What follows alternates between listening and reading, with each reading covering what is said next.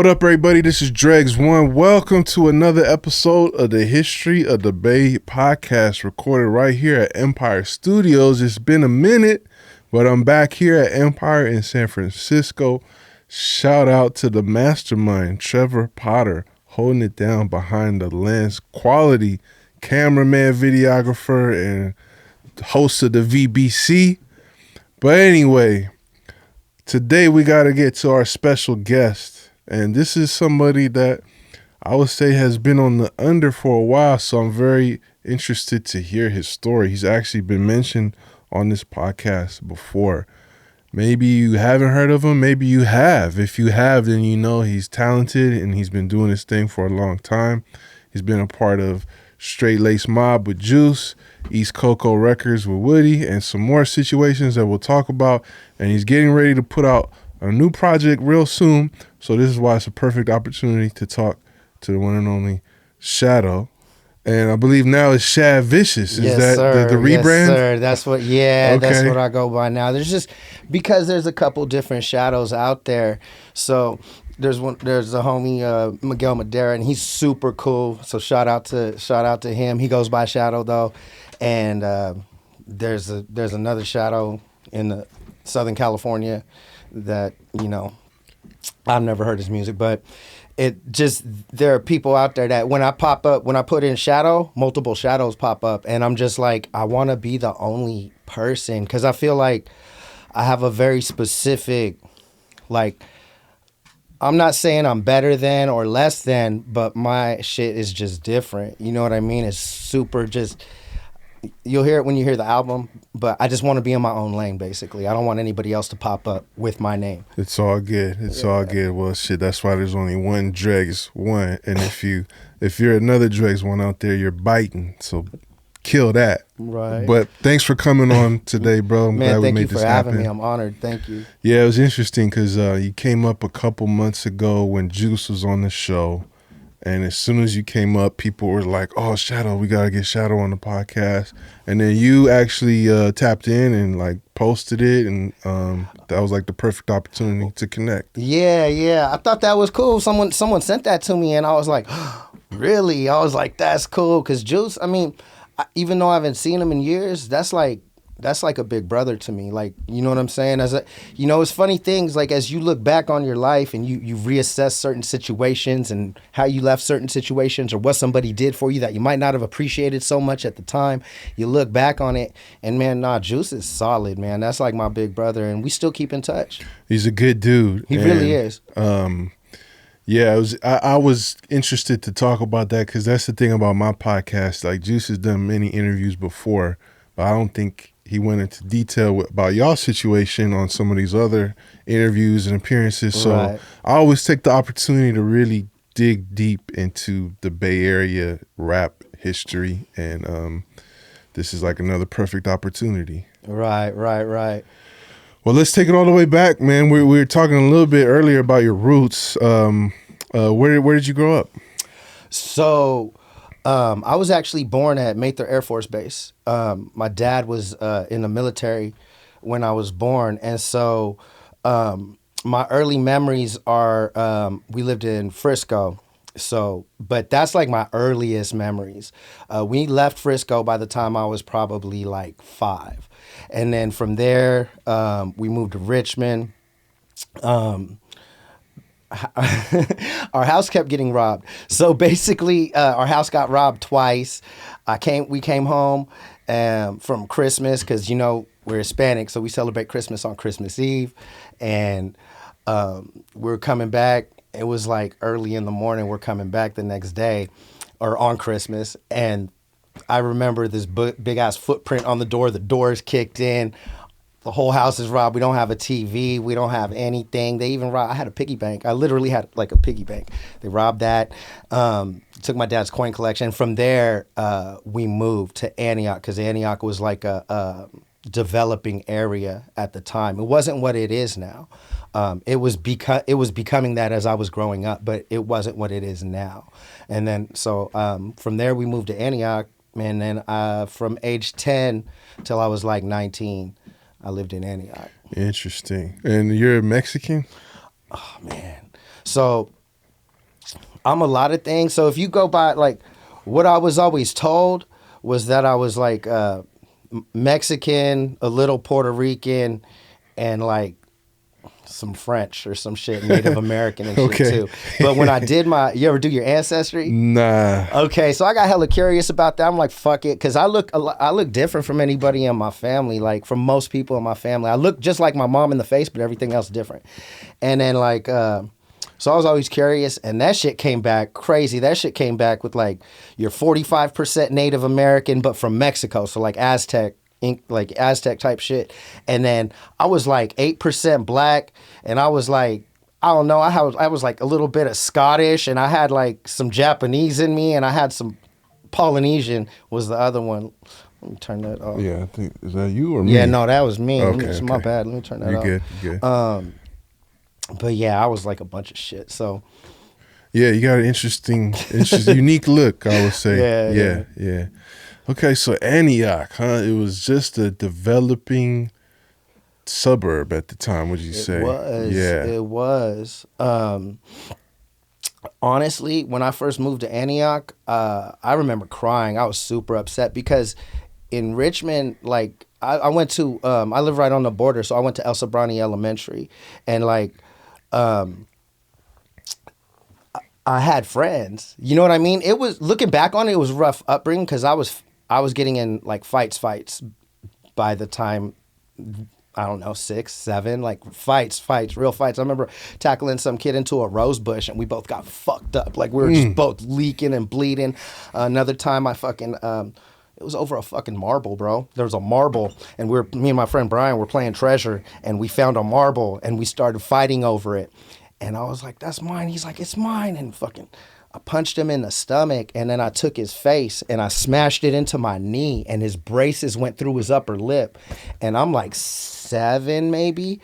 Dude, his parents almost sued my parents. We got in hella trouble. They had to pay for the shit. Like, so like, even though it was a rough upbringing, I had friends. But when I moved to Antioch, at that time, it was like mostly white people. There was like 2 Mexicans that went to my school, but they were both super whitewashed. Nobody was friends with me. They were wearing like Vans and like Maui surfer shit. And I was wearing like corduroys and Velcro shoes and white t-shirts and shit like that. And I just had no friends. I ended up being friends with this kid named Hildy.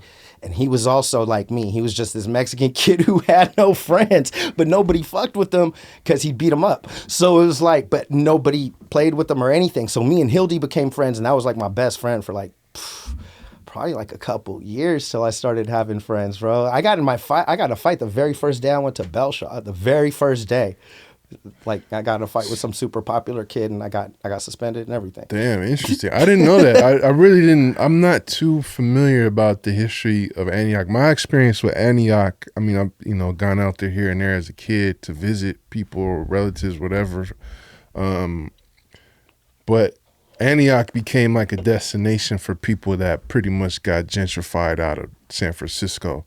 Mm-hmm. So, or even not even San Francisco, Oakland, Richmond, Oakland, Vallejo. Yeah. So that's kind of my experience of Antioch. Yeah. But so you're saying, was this the 80s, 90s? This is, okay, so yeah, no, this is 80s. This is like mid 80s. Because I was growing up through the 80s and 90s basically. So this was basically a more like middle class white suburban. It was a nice area. It had low crime. A lot of the area that you'll drive through in Antioch, I used to ride my bike through there. They were fields. They were just dirt fields. Right. And we used to have we used to have rock wars. I don't know if you ever had rock wars. Don't ever let your kids do rock wars, bro. It's the stupidest thing ever. But basically, there were these fields, and there was like these mountains, or like not mountains, but like mines, almost like little dirt hills. You know what I'm saying? And you'd have your teams, and one team would be on that side, and the other team would be on this side, and we literally take rocks and aim them at each other, and chuck them at each other, and throw them at each other. And we used to do it all the time. People used to get fucked up until one day, I think it was my boy Hefty. I don't know if I threw it or my boy Ezra threw it, but one of us threw a rock and it hit Hefty in the fucking face and it just cracked his whole shit and he started leaking and the game was immediately stopped and we had to go to the hospital, and that's when our parents found out what we were doing, and we all got in hella trouble. But yeah, we used to do rock wars and all types of stupid So you guys shit. were some country boys. Dumb shit, bro. Well, I went from like a really like a street, like kind of like somewhat of a ghetto environment, you know what I mean, to not being accepted at all for like years, literally years. At school. But in my neighborhood where people knew me, it was cool because they had gotten to know me. I live right next door to you, bro. Like, I had friends in my neighborhood. I just had no friends at school. So it was like, so yeah, I used to do whatever they did. I didn't learn how to ride a bicycle until I moved out to Antioch because my parents didn't want me out in the neighborhood. It wasn't a safe place where we lived. You know what I mean? So, yeah, I didn't learn how to ride a bike till I was like 11 years old. Some shit like that. So at some point, did like the population start changing and diversifying? Yeah, it started to diversify, and like it's interesting because like as I look back on it, I remember so like it's a trip because like as I started to get into like Park Junior High, it was Park Junior High was where I went. Well, I went to both because I ended up getting kicked out of Park, but I went to Park Junior High, and there were other kids. There were other like ethnicities and stuff like that. It wasn't a ton of them, but I'd say it was probably like a good 15%, 85% white probably at that time, but 15% like mixed, black, Hispanic, you know? And this is what I noticed. It was a trip, like, it's an old ass movie. So when the movie Colors came out, that movie Colors was so influential. You know, some things are just super influential. You know what I mean? And that's honestly probably a while after Colors came out is when I started to notice the first gangs in Antioch. You know what I mean? And I was probably like 12, 13, 12, something like that. But it rose up so quickly because Pittsburgh was always hard. And so Pittsburgh always had homicides and real gangs and prostitutes and the whole shit. You know what I mean? And Pittsburgh is right next to Antioch, you know? And so it slowly started to that culture started to intertwine. And it's like as people want to become, slowly you do become. You know what I'm saying? It's like I wanna fuck around and sell some weed. Yeah. And just I wanna sell some weed, and I just wanna, you know, I could smoke weed and I could get a little bit of money and I could look cool, and eventually it's all you know, and then you start selling coke, and then you start selling this, and then you start selling that, and now you're getting felony charges. It grows into something else, and that's basically, I kind of watched it grow. You know what I mean? So yeah, I started watching the first gangs come out, and then by the time I was like, I'd say 15, it started people are getting shot, and fucking, you know, it started getting hard. And now, fast forward to now, Antioch, Antioch's nothing to play with, man. Like, Antioch, Pittsburgh, those are hard cities. You know what I mean? Just smaller cities, but yeah, that's kind of what I was alluding to earlier, is because it's like it's what happened in my experience from the outside looking in is people who got pushed out of hoods in the cities ended up going over there. So now you got basically people who are there because of like for poverty reasons, financial reasons, and they're bringing some of the issues that they grew up with, and now they're all in this big melting pot. Exactly. And I've known quite a few people I grew up with from San Francisco that ended up getting killed in Antioch. Like, not in the city, right, but like dying in Antioch. I know a lot of homicides happen in Antioch. Right. It's a violent place. Right. It is. Mm-hmm. So did you get caught up in that too? Oh, yeah. Absolutely. Yeah, I mean, so, like, the funny thing is, like, so, it's like, I feel like you're born being a certain way, right? You're born with your natural personality. I don't know if you have kids or whatever, but None that if I know you've of. ever, that's crazy because I found out I had a son when he was like 6. Oh my It was God! nuts, Oh bro. shit! It was okay. nuts. We gotta talk It about was that nuts, too. All bro. right. Anyway, so I stopped using that joke now. God damn. So I feel like you're born being who you are. You know what I mean? Like, I didn't get to see my son be a kid or be a baby, but I've seen my brother's kids be babies, you know, and they have their own natural personality. You know what I'm saying?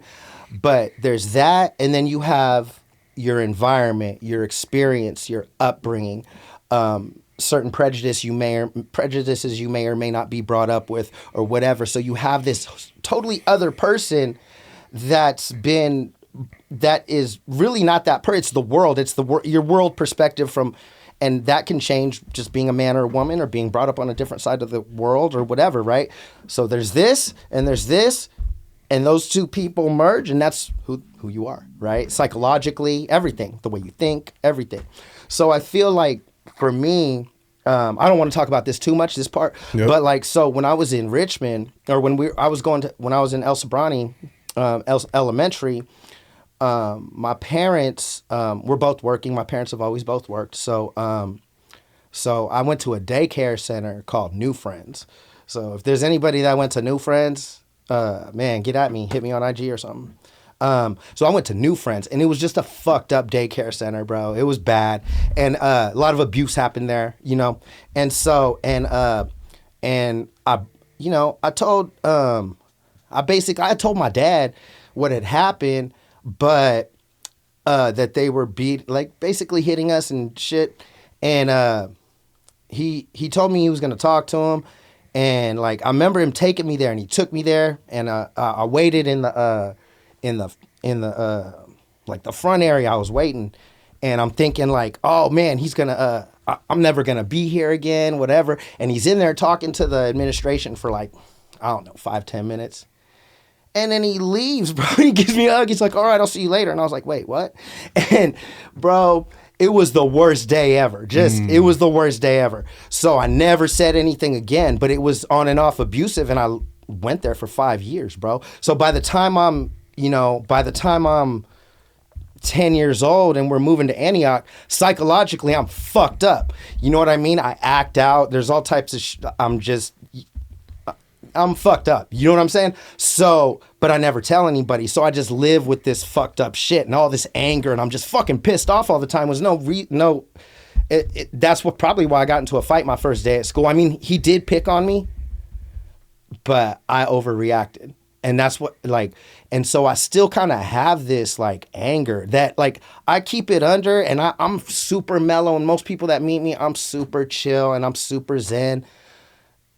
But when I lose it, I fucking flip the fuck out. You know what I mean? And so basically, I always had this anger inside me. Then I come to a place where I don't get no friends, and I just had hella friends. You know what I mean? But I did get to leave an abusive place too.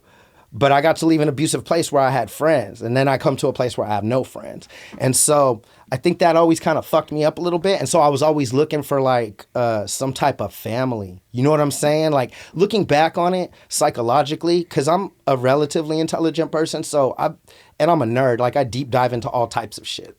You know, quantum physics, psychology, all types of shit. So like I've studied a lot of psychology, and as I look back on myself, I can kind of psychoanalyze myself, and I'm like, yeah, that's why I ended up going this way. You know what I'm saying?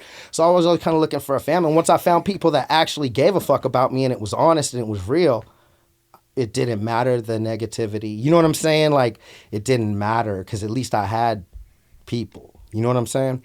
Yeah, that's I appreciate you sharing all that context. I wasn't expecting that. But I'm glad that you provided it, because, you know, when I talk about these things on my podcast, I'm never just like, so tell me about being a gangbanger. You know what I mean? But that's how so many squares do it, though. You feel me? Like, right. Like the type of experience you're talking about is good to talk, because we need to learn and understand these things and what attracts people to the antisocial, violent lifestyle. Right. And in my experience, I found that that's who gangs attract, is dysfunctional young people who don't really have other outlets, and then you come together with other people who are dysfunctional. Yeah, we were all the same age. Right. You know what I'm saying? I didn't have like someone like, I mean, don't get me wrong. Like we hung around older homies, but 95% of the time I'm with other people my age. You know what I'm saying?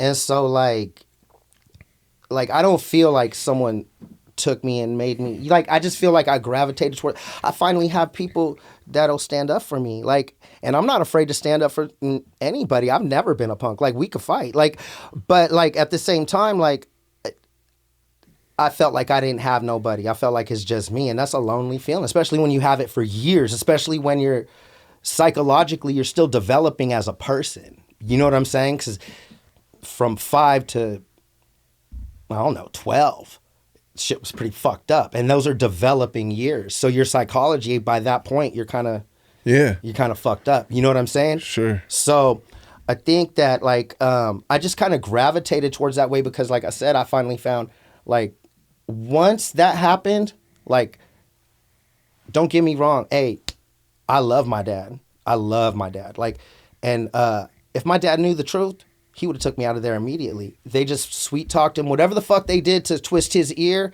that's what they did. He left me there. What happened, happened. I dealt with it for 5 years. And it's a long time, dude. It is. Yeah. It is. And so like so I think like I have a good relationship with him. Like, you know what I mean? We're good. But like I think at that time I didn't feel like as a kid, you still feel like you need to be protected. You know what I'm saying? Absolutely. And I didn't feel like I was protected absolutely. At all by him or anybody else. So like, yeah, it was just not cool. And around that time, my mom started drinking. So my mom was like, for a short time, I mean, long enough, but my mom was drinking a lot. And so it was just super dysfunctional in the house. So even though my parents were married until they weren't, because they ended up divorcing and stuff when I was like 15. But like, it was horrible in the house for you. They were just fighting. It was horrible. Like, they'd throw glasses at each other, like, you bitch, da da da. Like, it was not cool. You know what I mean? Yeah. So yeah, you grow up with all that and you just end up psychologically just kind of fucked up, but you don't want to show weakness either. So you kind of keep all these things inside. You know what I mean? Yeah, you can't go outside until another 13, 14-year-old, like, going through some shit. And their answer might be like, so what? Me too. Especially back then. I'm going through some shit too. So what? Right, especially back then. Right, like, I feel like now there's more awareness about kids shit nowadays like are super informed and sensitive to these things. Well, it's funny how, like, to me, it's funny how, like, I don't know, things jump. Like, awareness will jump. Like back, you can look at, like, it's crazy. Like, shit'll pop up on my Instagram. There's like some, I don't remember his name or whatever, but there's like some game show host in like the 70s and shit that I don't remember, but that was kissing all over kids and it was like creepy as visually, like, what the fuck? But all of America is just like, oh, that's cute. There's nothing fucking cute about it, bro. It's fucking weird, bro. Things like that are the norm until people challenge the norm. You know what I mean? And then that allows changes to happen. Yeah, like, what the someone needs to separate his soul from his body. What are you even talking about? Why are we watching this? You know what I'm saying? But and now, like, that, you can never get away with that now. You know what I'm saying? It's just certain things. It's weird. Yeah. I mean, and I think when you talk about colors and like what was going on around that time, crack, all these things, it's like this happened in so many communities around the country. And it's like I said, now we're understanding why, right? Like, there's reasons for this. So that's, like I said, that's really interesting that you shared that backstory. So this is your neighborhood, West 20th Street. So I did not grow up in that neighborhood. So, like, yes, I hung out there. Just like Wood didn't live there either. You know what I mean? Like, I mean, if you want to say how much we were there, we basically lived there. But no, I lived in a different part of Antioch. You know what I mean?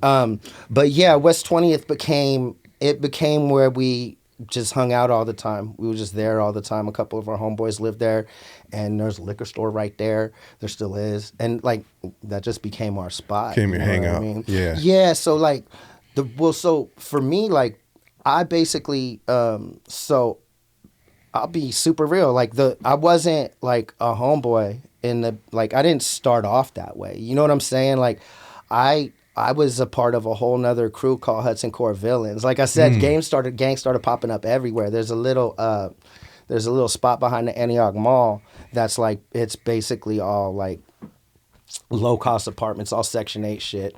Everybody that lives there is either black or Hispanic. There's a couple white people there, but it's always been that way. And I went to school with a couple people that were in HCV. It was called HCV, Hudson Core Villains, and they were deep. It was like 50, 60 of us. So I got jumped in. I was a Hudson Core Villain. We weren't Crips or Bloods or anything like that. We were just Hudson Core Villains. And then eventually our little crew, it broke up, and then I was just nothing. I didn't claim anything. And then I eventually became, because when I was a Hudson Court villain, I knew Wood. I'd gotten kicked out of Park Junior High, and had to go to Antioch Junior High, and which is Antioch Middle School. So Park Middle School, Antioch Middle School. I had to go to Antioch Middle School. And that's where Wood was. And there was Wood, Blackbird, Raymond, all the people I ended up being close with. But at that time, I didn't know them. And they were already Northerners. They grew up that way. You know what I mean? So, like, because Blackbird's family they're all Northerners. So he just grew up integrated into that shit from the time he was born. Wood and Blackbird were best friends from the time they were like 5 or 6. So they were their own little group, and I wasn't part of it. But I was a Hudson Court villain, but there was no beef between Hudson Court, like HCV and Northerners. Like, we were cool with each other. There's no problems. So, like, I was cool with Wood. Be like, hey, what's up? Like, hey, what's up? Like, and we do a little pound in the hallway, but that's it. I didn't know him. You know what I mean? And then eventually our shit broke up. It wasn't until my 10th grade year that me and Wood started becoming really good friends. And then he started bringing me around. And then me and Blackbird became really good friends. And then I started, and then basically from there. Interesting. So this is for them, for your friends, this is like a generational type of thing. Yeah. Whereas for me, like my mom grew up in Mexico. You know, both of her parents were dead by the time she was 16. She had to come out here and fucking work, and my mom had a really hard life. You know what I mean? I respect my mom more than any woman in the world. Like straight up. Like, oh man, yeah, I respect my mom so much. But she so my mom's side of the family, they're like kind of like Paisa-ish. You know what I'm saying? So like, even though I don't speak Spanish, the reason I don't speak Spanish is because it's weird too, because I spoke Spanish when I was really young. I have my earliest memories. I used to sing this nursery song with my mom. I used to speak full-blown Spanish. And then my mom stopped speaking Spanish because her goal was to learn English. And then you throw me in school and daycare centers where all they speak is English. I kind of like unlearned it. It's like, because only my earliest memories I have of speaking Spanish, but I can't speak Spanish. But even though I can't speak Spanish, I got hella love for Paisas, because my mom's whole side of the family is Paisas. And then my dad's whole side of the family is Northerners. Okay. They're all homeboys, but I didn't get to know them until much later in life, until I was fully grown. So I didn't grow up with it. I grew up with it with Wood and Blackbird and everybody. They introduced me into it. Right. Okay. Yeah, it's a complex thing. It's the Bay Area. It's Northern California. It comes up sometimes on this podcast. It's not something that I try to crack the code and figure out entirely, because that's its own set of issues and politics that I have no part of. But it's just the reality of life out here in the Bay Area. And I grew up around seeing that shit, just partners in the mission, or, you know what I mean? Right. And when I was growing up, it was really cracking off out here between Norteños and Sureños. And a lot of people got involved in that. A lot of people died or went to prison. And as I get older, I look at it, and it's like very divisive thing. And, you know, when I was growing up, I knew more Norteños because it was like more Americanized, I guess you could say. Yeah, we've always had good relationships. You know what I'm saying? It's more of a black and brown thing too. Yeah, it's much more of a black and brown thing. Whereas Sureños, they're more. They kind of got the LA politics. They got the or the ones I did end up knowing or meeting would come up south of the border. Yeah, a lot of them are racist and shit. Some of them would step to me speaking Spanish, and I'll be like, "Bro, I don't even know what you're saying to me right now, but what's up?" Like, this is just me riding the bus and stuff like that. But a lot of I don't want to speak for them, and I don't want to. You know, I'm not that type of. I don't want to be disrespectful. No, we're not. We're not disrespecting. But what I'll say is that they're on a general level, at least, and I can't speak for now, but I could just speak for my knowledge and my history and my experiences. They're just not as accepting of. That was my experience. Yeah, they're not as accepting of others. Whereas, and I think also being up here, they're like they had something to prove because they're claiming Southern California. You're a fish out of water. Yeah. So like anytime I would take the 22 through 16th Street, them dudes would be out there on patrol. But I would say that at some point I did meet other Sureños here and there that kind of were ponytails, gold grills. Mm-hmm. And I realized ultimately at the end of the day, bro, it's like it's one side versus the other, but it's like it's people, brown people killing brown people. It's so yeah. Just like you can say with Crips and Bloods, black on black, and right. and any other gang, eventually that's kind of what it right. boils down to, unfortunately. It does. So like I had an interesting experience. I was so like I said, I'm a nerd and I deep dive into all types of shit. You know what I mean? That's why I was always like I always felt super comfortable around my homeboys because like we grew up together. I know you got my back. We've been in situations. You know I won't leave you. I know you won't leave me. But then when shit really went down, man, we went from a group of like shit, I don't know. We'd come down and kick it downtown at the train tracks and just drink and chill and play. It'd be like 60 deep. Mm-hmm. And when everything started happening, and like I don't want to get into it too much, but when everything started happening, bro, and people started dying and people started snitching and fucking, you know, DA got involved and FBI got involved and all that shit happened, bro. There was like 7 of us. Wow. You know what I'm saying? There was like 7 or 8 of us, bro. And so like, I don't like kicking it in big groups. I like my small little groups. So there's like a lot of things for me that like, I don't know, that make me kind of different in the way that I present myself, in the way that you know what I'm saying? Yes, I know what you mean, because it's like I said, I grew up with the same shit of like, honestly, the realest gangsters I knew were the most respectful and the most chill. And you leave them alone, they'll leave you alone type of time. Oh, you know yeah, what I mean? I don't want no problems with anybody. Yeah. I mean, honestly, like, I've seen a lot of the negative sides of what comes from that, bro. I've lost a lot of my friends from murder, or like my boy Snoop's locked up for the rest of his life for something he didn't even do. And I know for a fact he didn't do it.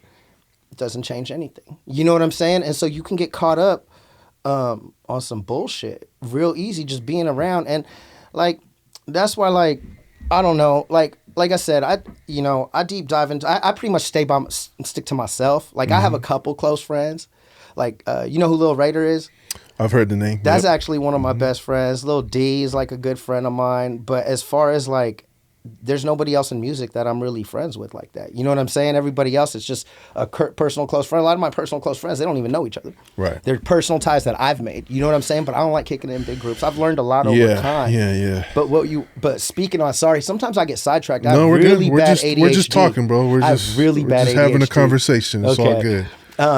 So the reason I brought all that up was because you were talking about how a lot of it's brown on brown, a lot of it's black on black. And so I think about 3 years ago. So have you ever watched those National Discovery Channel shits where like it'll be like have you ever watched someone do like ayahuasca and like DMT and like the whole shit? A little bit, yeah, I know what you're talking about. Okay, so I deep dove into that shit and I'm like, dude, my spirit needs that. Because I'm literally just not like this so much no more, but there was a time where I was just like, basically I'm either angry or I'm kind of sad, or I'm just numb.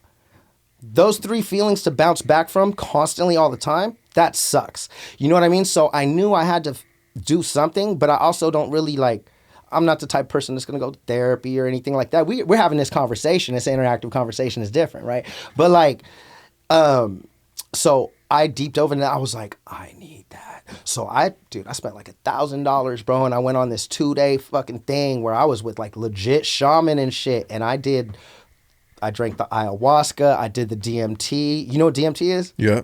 It's like the frog shit. Yeah, right? that shit, bro. The real shit, not the chemical shit, right. Not the one they actually got into the Amazon, scrape it from a frog, do all that shit. Yeah. Bro, that shit changed my life, bro. I was so zen for like a year after that. Like, I was a bouncer at the time. Bro, it was like a month after I did that shit. Bro, someone just acted up. I escorted them out. And they were all fucked up. So when I escorted them out, because they wouldn't leave, so I kind of escorted them out, and then I stopped at the door. They fell, and we have an outside area where people are eating and drinking. Everybody saw them fall. Everybody's laughing. I'm like, fuck. I didn't mean to do that. Like, I never want to embarrass anybody or anything like that. You know what I mean? So, like, so he falls, and I'm like, fuck, bro. I look at my guy, my door guy. I'm like, fuck. I'm like, man, I'm sorry. Boom, he hits me in the face. I'm like, but when he hits me, he's so drunk, he falls, right? And it didn't hurt me. I was just like, but like I said, I just got off. I'm super zen right now, and I'm like, bro, did you just hit me? And I'm like, bro, if you do that again, I'm going to fuck you up. And so I grabbed him to help him up. And as I'm helping him up, he looks at me all mean. Bow, he hits me again. I'm like, motherfucker. So I pushed him hella hard into the wall. He falls back. As he bounces off the wall, comes back into me, I put him in a guillotine choke, right? And I mean, I'm not all that, but I did like Brazilian Jiu-Jitsu for like a couple years. I'm like roughly like a blue belt level, right? So I put him in this guillotine choke. And I lift up, and I feel his feet lift up. And he's, right? And I just pushed him off, and he was knocked out for what had happened. I was like, bro, get the fuck out of here. But me, before I did that, I would have fucked him up. Like, because before that, I had this anger in me that was just like, I don't get in a lot of fights, and I don't start shit with people, and I don't want no problems. I like to live a peaceful life. You know what I'm saying? Because in the times that I have, when I've completely lost my shit, I've regretted it. You know what I mean? I've regretted it. And so, like, I don't like hurting people. I don't. You know what I'm saying? But like, so yeah, I just knocked him out. But I know that if that happened before, I would have fucked him up hella bad because I would have been hella angry. But I didn't, bro. I highly suggest DMT and ayahuasca. I highly suggest, but like the real shit. Go out in nature. You're going to sleep under the stars, the whole shit. You're going to have a campfire. They're going to be praying like some shit that you don't even understand type shit. Bro, like the whole shit. Go. If you have like rage inside you and you're really frustrated, I highly suggest having that experience. That was like 3 years ago, and I really want to do it again. So I'd highly suggest that to anybody. Okay. Weird conversation, but yeah. Yeah, I think I see what you're going, but I just want to recap so people don't get lost. So like, me saying that the brown on brown violence kind of sparked that train of thought in you? It did, because what I realized when I was doing that, when I did that, I came away with this like weird understanding, like, because I can't really explain it, but I went to a place where I went to, those colors that I saw, they don't exist here. I can't explain them. The colors that I saw very visually with my, like what I felt was my eyes open and me standing in this place. It doesn't exist here, bro. Like, bro, the best way I can explain it is like if love, peace, and acceptance was actually a physical place, that's where I was at. That's the best way I can explain it. It's so hard to explain. Like, and there was these chants that were like penetrating my soul, and like I came out with this peace and understanding. I don't know anybody that doesn't come out of it just full blown crying. You can't help yourself. It's this super deep moving spiritual experience. And like what I came out with was the understanding. I'm like, okay, so because DMT, right? You only get it when you're born. Your brain gives it to you when you're born and at the moment of death. So you don't get to experience it while you're alive. So basically what that is like the afterlife while you're alive for a moment, right? And if that's the case, well, and if where I went is where we all go, and we all basically come from the same place, and we just come here to have these experiences, basically my understanding is that we're all just, we're mere images of ourselves flipped in reverse. Like, it's like, you know what I'm saying? Like, you are only you to this degree because you were born here. Your experiences were here. But if God, the universe, whatever controls shit, I'm not a religious person. I really slide on more on the form of Buddhism. I believe in like reincarnation, all that shit. But like, if all that shit, if instead of being born here, you were born there, and they were born here, you'd be them and they'd be you. Yeah. And that's real. Yeah, that's real. Like, so that's what I was getting at. You know what I mean? So like, I've realized that like after coming out of that, even the people like I fucking hate and don't like, I'm like, but if I was in their shoes, would I do the same thing? I can't say that I would or wouldn't, but I'm open to the idea versus like they're completely separate. And like, and then like I said, again, I'm a nerd, so I know that really nothing is completely separate at the end of the day, right? Like, I'm a super nerd, so like I've gotten into quantum physics, and physically nothing is really separate. We know this for a fact. Can't explain it very well, but we know it for a fact, right? So like we all come from the same place. We all go to the same place. We're all like mirror images of each other, just flipped in reverse. That's how I see it. You're a deep dude, bro. I'm glad we're having this conversation because like I always hope that like when I bring up these issues, that there's somebody out here watching that needs to hear it. And like to get back to what sparked all this is that like now that I'm at a certain age and I respect culture, I respect roots, I respect neighborhood, I respect gangs as self-protection and the original concept of what gangs were meant to be essentially. But when you look at gang banging you're basically banging on the man in the mirror. And when it's done along racial lines, that's really a conquer and divide type thing that I feel like is put on Black and brown people and Asian people in the United States. But that stuff like that starts from way before you and I were even born. Exactly. Yeah. You know, yeah. I mean, it's human nature to a degree. Well, now, yeah, but now we're talking also about industrialized, like racial segregation. Yeah. And that's way before us. Like, right. You know what I mean? Hispanic neighborhoods aren't Hispanic neighborhoods because they all just naturally wanted to go there. Black neighborhoods aren't Black neighborhoods because they all just naturally wanted to go there. Yeah. You know what I mean? That shit was it. These racial segregation lines were created, you know, by government. Yeah. And people in power. It's a purposeful thing. Yeah. There's going to be a lot of net bangers in the comments that aren't ready for this conversation, but oh well, we're having it. You know what I mean? I mean, yeah. I mean, look. Because I also respect the fact that, like, kind of what you said, like, there's going to be people you don't get along with. You might have enemies in life. So I do understand that, and I understand how hard it is to let something go when it's been done to you, and you and the cycle of retaliation and all that. I get it. It's easy to get caught up in that. It is. I mean, like, look, for me, like, people always ask, like, is he active? Is he active? And like, I look at it this way. Like, to me, like, I'm in good standing, bro. I ain't no fucking dropout. I'd never be a fucking dropout. I'd never betray the homeboys, ever. You know what I mean? But I just live a very solitary life. You know what I'm saying? And I'm really not trying to get caught up. Like I said, I don't like kicking it in big groups. When I see people in big groups, like, you know, it's not for me to question who's solid in your camp and who's not. You know what I'm saying? Because it's none of my business because I don't kick it like that, but there's a reason I don't kick it like that. Right. You know what I'm saying? Like, it's just been my experience that when you kick it in a big group like that and real shit goes down, man, it'd be like 5 or 6 of you motherfuckers left. If you have more than 10, that is so rare, bro. Like, when shit gets really thick, bro, people will snitch, people will leave, people, you know, and I just like kicking it by myself. Like, I had my close group of friends, and I don't have that no more. You know what I'm saying? Most of them are gone or in prison. I do get to talk to Louie Lou. Sometimes I talk to some of my homeboys that I grew up with. My family, they're all Northerners. I trust them the same way I would trust them. But aside from that, I really just don't like kicking it. I don't like being in big groups, and I don't like being in the midst of drama. Like, I like to kind of keep my head low.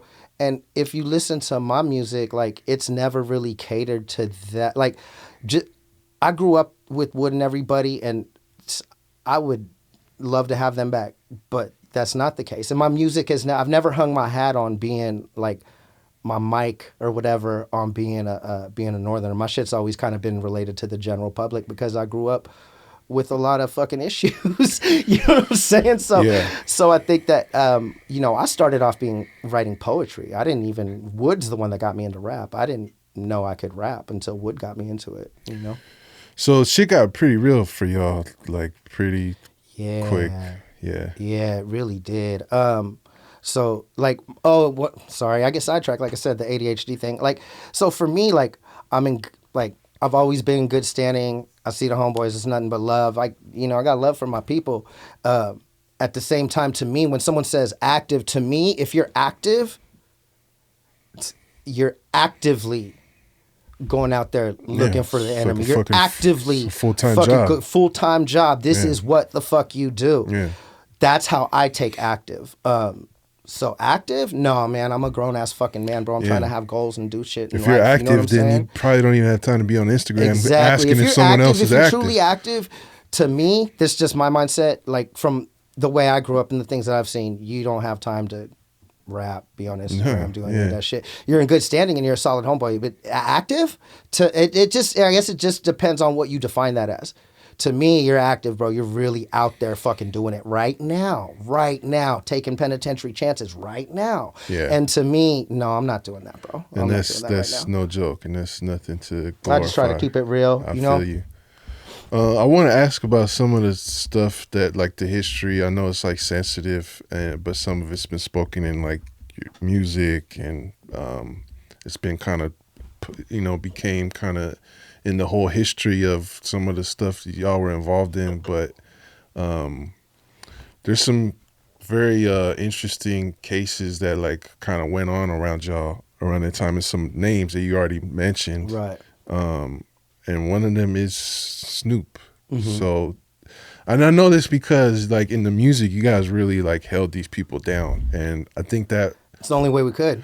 We'll get to that later, but like it kind of gave your music a different edge because it's like, all right, this ain't no fairy tale type of shit. No, it's very real, yeah. So without going into more detail than necessary, what's Snoop's story? Snoop, man, Snoop's a solid ass. He's a solid ass homeboy. He's a solid ass human being. Like, so, like I break down people differently. Like a lot of people, especially homeboys, he's a solid homeboy. But like, are you a good person? Like for me, like that's important. Like I've known a lot of homeboys that are solid homeboys, but you're not a good person. Like I like being around good people. You know, Snoop is a good person. He's a good person. He's like, he absolutely don't deserve what he has. I can tell you, without getting into too much detail, Snoop, he used to hang out with us all the time.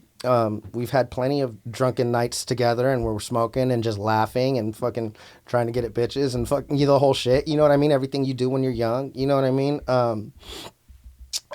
Little scuffles and shit like that. Things like that. But what I could tell you, so I can't get into detail, obviously, about that night. And another thing, to be very honest, I was not there that night. And the reason, it's funny too, because it's weird, bro. It's like at certain points in my life, I feel like kind of God stepped in, and it's weird. But like literally that night, I was 18 years old, just turned 18 years old. I literally, that same day, earlier that day, just got like a 7-8 hour tattoo on my back that said my last name. It's going from shoulder to shoulder, like 6-inch letters, right? I was hella sore, bro. And I was just bleeding through my shirts and shit, like, because I did it ghetto style. I did it with some dude that got out of prison. It was actually a female that got out of prison, and she had like a fucking, like the guitar string fucking shit, bro. That shit hurt so bad. And so like, and I had just gotten it that night, and Wood specifically, it was Wood. I don't think it was Gabe. It was like Wood, Los, and Bobby, I think. Gabe and my boy Gabe came to my house to pick me up because I told her, I was like, I don't know if I'm going to go, bro. My back's all fucked. I'm kind of sore because we were going to be partying that night. There was a party on West Boulevard in Pittsburgh that I was supposed to go to. And they came to my house, and I put on my shirt. I put on a white shirt, and I just felt my shit sticking and hurting. I was like, immediately changed my mind. I'm like, I'm not going. They're like, come on, bro. I'm like, no, I'm not going. And fucking we sat there, because Wood would always try to get me to do everything. Like, come on, bro. Come on, bro. And like, I'm not doing it, bro. And we argued for like 5 minutes. Not a real argument. He was like, whatever, bro, whatever. And they left. And all that shit happened that night. Now, because I was so close to Wood and because I was so close to everybody, I can tell you this. The shit that Gabe's locked up for, he physically was not there. I can tell you for sure that Gabe was not there. He absolutely wasn't there. He was at home. And the person who's identifying Gabe is, he's getting him mixed up with someone else.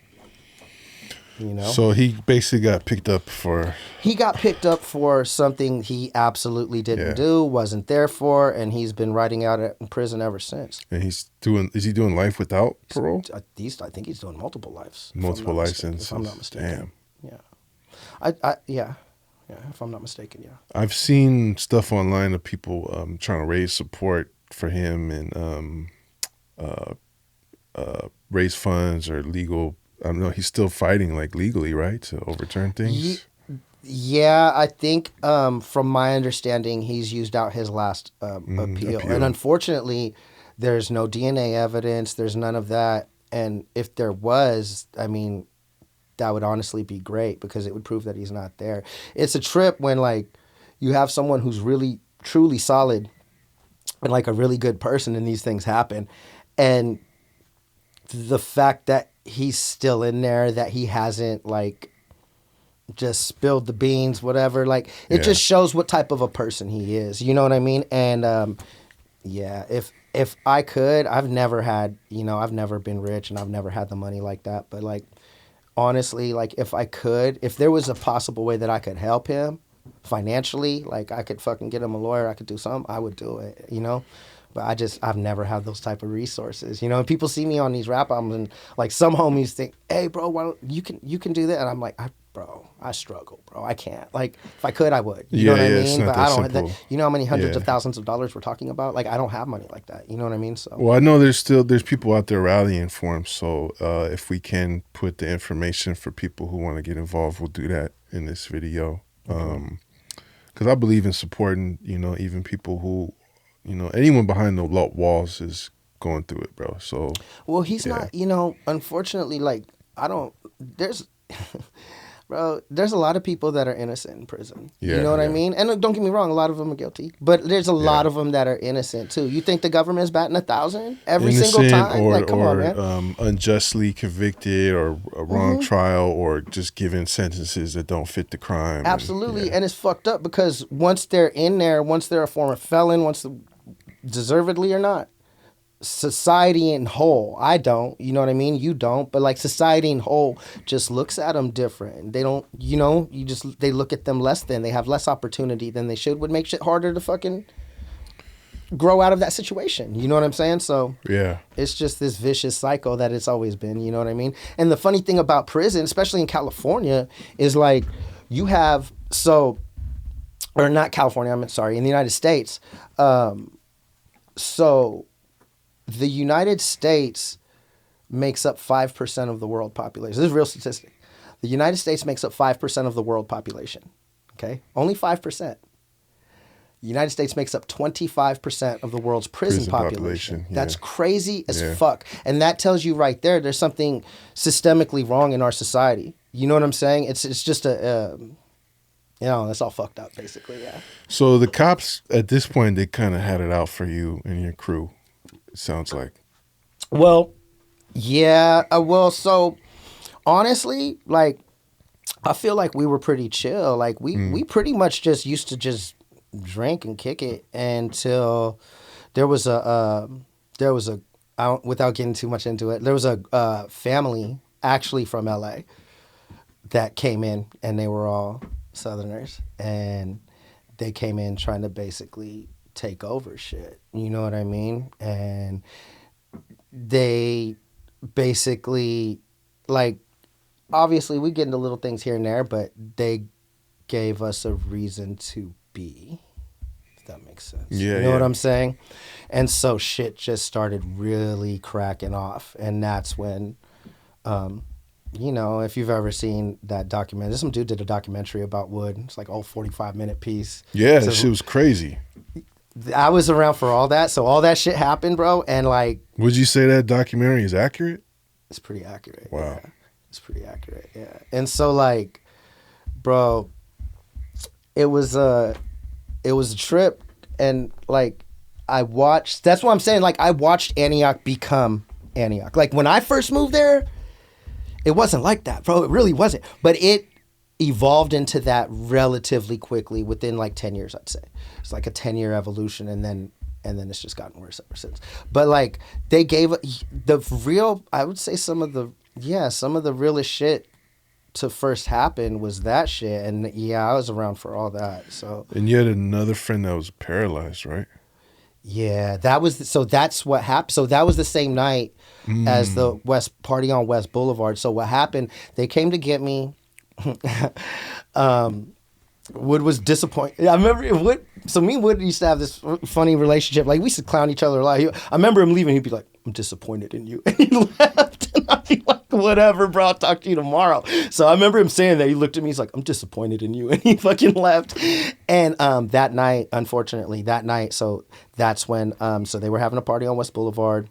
That family from LA lived there basically, and they came shooting up the party. Raymond got shot, and unfortunately, it severed his spine completely, and there's no coming back from that. You know what I mean? So, so from there, yeah, Raymond was Blackbird's older brother. So Raymond was paralyzed from that moment on for the rest of his life until he died. And yeah, that was hard because like.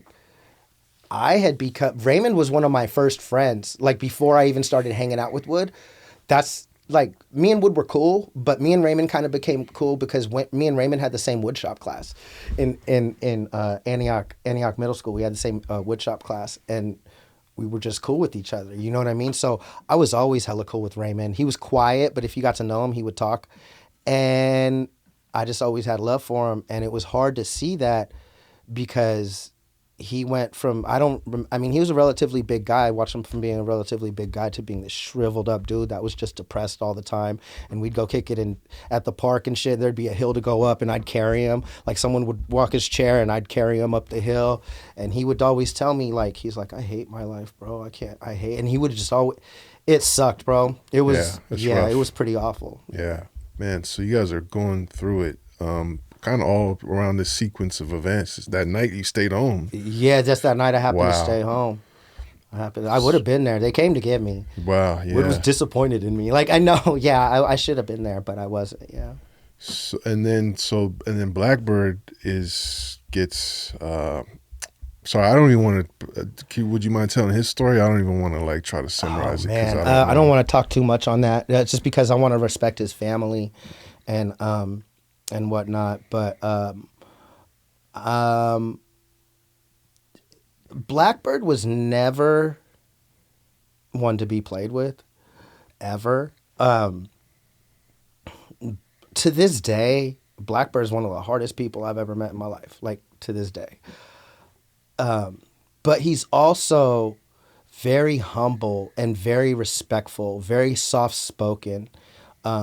Didn't speak much. Very, very cool. I remember the point where like, cause you had to prove yourself to Blackbird. Like, not, you did with Wood too, but you had to prove yourself. Like, Blackbird wouldn't just take you in. Like, if you were being like, if you were friends with one of the homies, he'd be like cool with you. He won't disrespect you or anything, but you could tell when he takes you in. I could tell the moment he took me in. You know what I'm saying? Like we had gotten in some shit that night and we ended up in a situation where we didn't have a car. And some of the homies got away with their car and we didn't. And I live on the opposite side of town as Blackbird. And I fucking, we were to separate and I was like, I don't feel good leaving you alone, bro. And so I walked him all the way to his house. And that day we were just hella cool. You know what I'm saying? He's like, bro, just stay the night, bro. Made me watch Blood In, Blood Out. That was the first time I'd watched Blood In, Blood Out. Made me watch Blood In, Blood Out. I chilled with Blackbird, watched Blood In, Blood Out. That's like my favorite movie, bro. I ain't gonna lie. No, it's a dope movie. I love that movie. But like he's he was a super solid, like not even he wasn't like a violent person. Like some people you meet in life, like I've had boys that are just outwardly violent. Like don't fuck with him. He's outwardly aggressive. He's crazy. He secretly wants to fight. He wants a problem. He's secretly looking for it. Like you got to be careful. You got to tiptoe around this dude. He's weird. Like to me, that's weird. I don't like people like that. Me neither. You know. But like he wasn't like that at all. But when he lost his shit, he lost his shit. You know what I'm saying? And so I think from the time he was hella cool. Like we'd have fights and stuff like that. But until when Raymond lost his legs, something just flipped in him. He was just different after that. You know, he was just different after that.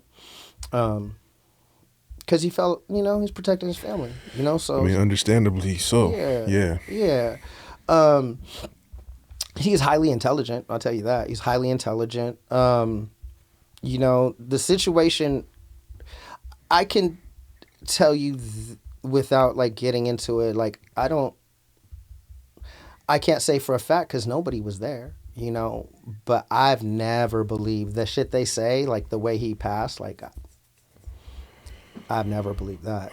I mean, from the outside looking in, and for those who don't know, just go look it up, I guess. But it seems pretty clear that the police were responsible. Yeah. So even if not directly, it's just like that situation could have been de-escalated and handled and right. It could have been done differently. But from the outside looking in, it looks like they were the. Well, he had. I can say this. I mean, he had two kill shots in his head and another one grazed. I don't know who does that to themselves. So, I mean, that's crazy. Yeah. And I just know his mindset. I know who he was as a person. I know his loyalty. I know how much he loved his daughters. And I've never believed that ever. I mean, I remember that day that the police, they cleared, like nobody was around for like, shit, bro. Like, they cleared everybody in that like surrounding block had to evacuate their homes. Like they cleared out everybody. Right. They cleared out everybody. No witnesses. Nobody's there. And then all you hear are grenades, flash grenades. And then, bro, come on, bro. That's how you're going to handle it, bro? You're going to throw in flash grenades where children are at, bro? That's what you're going to do? The Antioch Police Department's been crooked. They've been crooked. I mean, there was just a big case not too long ago. Yeah, recently. Where hell of those motherfuckers got arrested and shit. They've been crooked since I was a kid. Wow. So like corruption's always been run rampant in the Antioch Police Department, you know? And even though I grew up in the surrounding neighborhood of Pittsburgh, or in surrounding area of Pittsburgh, and I now live in Pittsburgh and have for a long time, I don't know that that's true about the Pittsburgh Police Department. It probably is. I couldn't say. But I can say that for a fact with the Antioch Police Department. It's always been shady. Like my Michael Mortimer is a fucking cop that he killed my boy Nate Banks. He shot him through the back of the leg, through the arm, which ended up penetrating both lungs and in the back of the ear. And finally, after like 2 or 3 years, because I was like the 6th, 7th person he killed, murdered basically, finally got let go from the Antioch Police Department with a full pension. He can never be a cop again, but he's got his retirement. He's doing great. You know what I mean? What the fuck, bro? And shit like this happens all the time. You know what I mean? Yeah, and again, this is why I want to use the platform to shed light on some of these stories, because it's important for people to find out about. There's this song where you guys sampled this recording of Blackbird speaking. So Blackbird, like I said, man, Blackbird was he was a really loyal, like that's why like it's hard for me sometimes to accept like other people's definition of loyalty when I see what you do and I see how you treat people and I see how you treat your friends and I see that you have no friends now and I see, like, you know what I'm saying? Like, you're also at the top, but I'd rather die than to do what you've done to get there. You know what I'm saying? So like, I grew up, that loyalty above all laws, it means something. It wasn't just something you say. It's a way of life. Like it really means something. It's not just something you say to be cool. You know what I'm saying? And Los was the type of guy that, he took that very seriously. You know what I'm saying? And so, sorry, once again, I get sidetracked. No, that's good. I was just curious where that recording came from. So Los used to, he used to, so he was gone. Like he was on the run for a very long time. I don't recall. I couldn't tell you exactly how long. The years kind of blend together over time, but it was years that he was on the run. He was like the #1 wanted man in Contra Costa County for at least 3 or 4 years, if not longer. Damn. he was going to different places, and he missed us. Like, he literally missed us. Like, we're like his family. So he used to do these recordings, and he used to send them to Wood and Los, and he used to leave it with like his mom, because sometimes, I mean, obviously, when the SWAT department, when all that happened, that 2-day standoff happened, he was here. But he wasn't steadily here. He'd come here, he'd leave. He'd come here, he'd leave. You know what I mean? And they just happened to catch him when he was out here. And so, but he would like leave us like recordings and stuff like that. You know what I mean? And I mean, like, I feel like I could say this. Like, some things I'm questioning, like, how far can I go with it? You know what I mean? But Los is gone now, and honestly, this only shows how smart and how cool he was as a person. Like, but there were times that I didn't know about it. I never knew about it. I was told later, but there were times that he was actually hanging out with us, and I didn't know about it. Nobody knew, because Raymond was at home and he was dressed up as Raymond in the fucking in the wheelchair, just fucking hanging out, just so he could be around us and shit. Wow. And like only like 2 or 3 of us knew, and I wasn't one of them, so I didn't find out until later. But wow, he was a very, like, it meant something to him, like in his heart. Like, we meant something to him. You know what I'm saying? It wasn't like, it's hard to explain, because I see a lot of like gang culture, and it's it don't get me wrong, I grew up the same way, it resonates with me, all that shit, but like, when I think about my history, and maybe that's just me, because I grew up in my body with my eyes and my life and my, you know what I mean? But when I think about the closeness, the real closeness we had, I mean, it was super real, like super genuine. Like, there was a real love for you as a person, not just because you're in my group. Like, I know you as a person, I love you as a person, I die for you and fight for you as a person. You know what I'm saying? It's just different.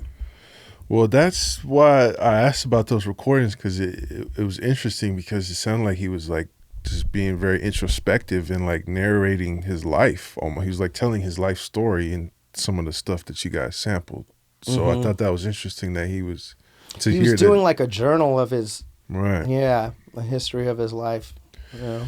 Well, thanks for sharing all that stuff, because I know it's difficult. And rest in peace to your lost ones. I'm sorry for your loss. But again, to bring it full circle, is all very interesting, and there's a reason that people are still talking about this 30 years later. And if I'm understanding correctly, it seemed like these experiences led you, Woody, into the music, and almost as like an alternative of like something else to pursue. So interestingly enough, like, Wood was actually into the music prior to that. And so for me, like I said, I again gave you a history of my background as a child and whatever. So I'm very artistic. It's just something that runs in my family. So I can draw hell of good. I can do chalk. I can I started writing poetry at an early age, because I didn't feel like I had nobody. Like I said, like, everything that happened, like, I wasn't going to talk to my parents anymore about it. My brother's too young. Actually, I don't even know if he was born yet. Like, I'm just, I feel very alone. You know what I mean? And so, like, I used to write poetry, but I used to keep it a secret, because you don't want a bunch of guys finding out you write poetry. Like, that's gay. You know what I'm saying? Especially back then, right? You know what I'm saying? Like, you might not be able to say that now, but back then, you know how you grow up. Like, sure. You don't want the fellas, like, you don't want your guys clowning on you, bro, because you write poetry, bro, for real. Like, you know what I'm saying? And so I always kept it a secret. So I never told anybody that I wrote it, but I'd been writing poetry for like 5 years. I had books of poetry that I just wrote to get out my feelings and shit, And so, like, as me and Wood became close friends, this is before everything started happening, because we're in middle school. He was a Northerner then, like, right when I met him, you know what I mean? But he was hella into like hip hop culture. Like, Wood was very big into hip hop culture. He loved like all the old school, like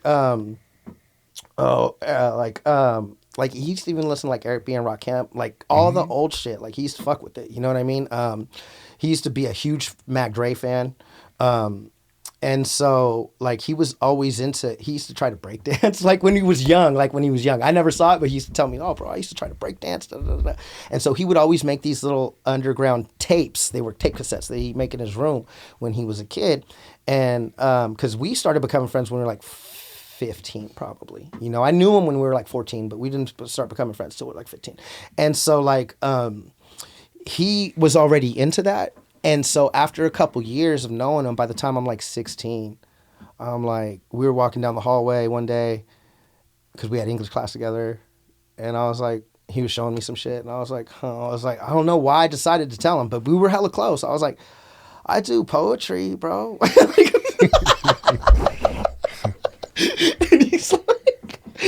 And he's like, for real?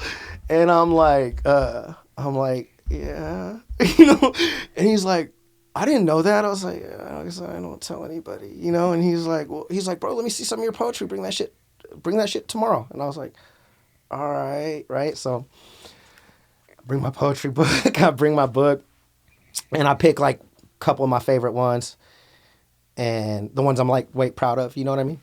And so I'm like, here, bro. And he read this, and he's looking at me, and he's reading it. He's looking at me and he's like, you wrote this, bro? And I was like, yeah. He's like, bro. He's like, this is hell of good. I'm waiting for him to clown on me, you know? He's like, bro, this is so fucking good. I'm like, for real? And he's like, because I don't have confidence. You know what I'm saying? And so, like, he's like, for real, bro, this is dope. And I'm like, oh, man, thanks. He's like, bro, I'll bet you can rap. And I'm like, you think so? He's like, bro, when I look at this, he's like, this is the way I write my raps. He's like, your poetry is structured just like a rap. And I was like, he's like, bro, come over tonight. And I was like, all right. Because we were already hanging out. Like, so I came over that night and he literally taught me how to rap. Like, he put on a beat and he's like, you hear that? Tss, tss, tss, tss. And I was like, yeah. He's like, your sentences need to end on that. He's like, as long as your sentences are ending on that, you'll be on rhythm. And from there, you can get like a cadence and your own flow. But that's the basics. You hear that? Tss, tss. I was like, yeah. He's like, make sure you end all your sentences there. And I was like, okay. And he literally taught me how to rap. And so that's how we started. As a matter of fact, on that documentary, you know that documentary that we're talking about? Yep. Did you see that little piece of the documentary where it rewinds an old school tape? Like and it's a Michael tape. Jackson beat? Yeah. I'm on that song.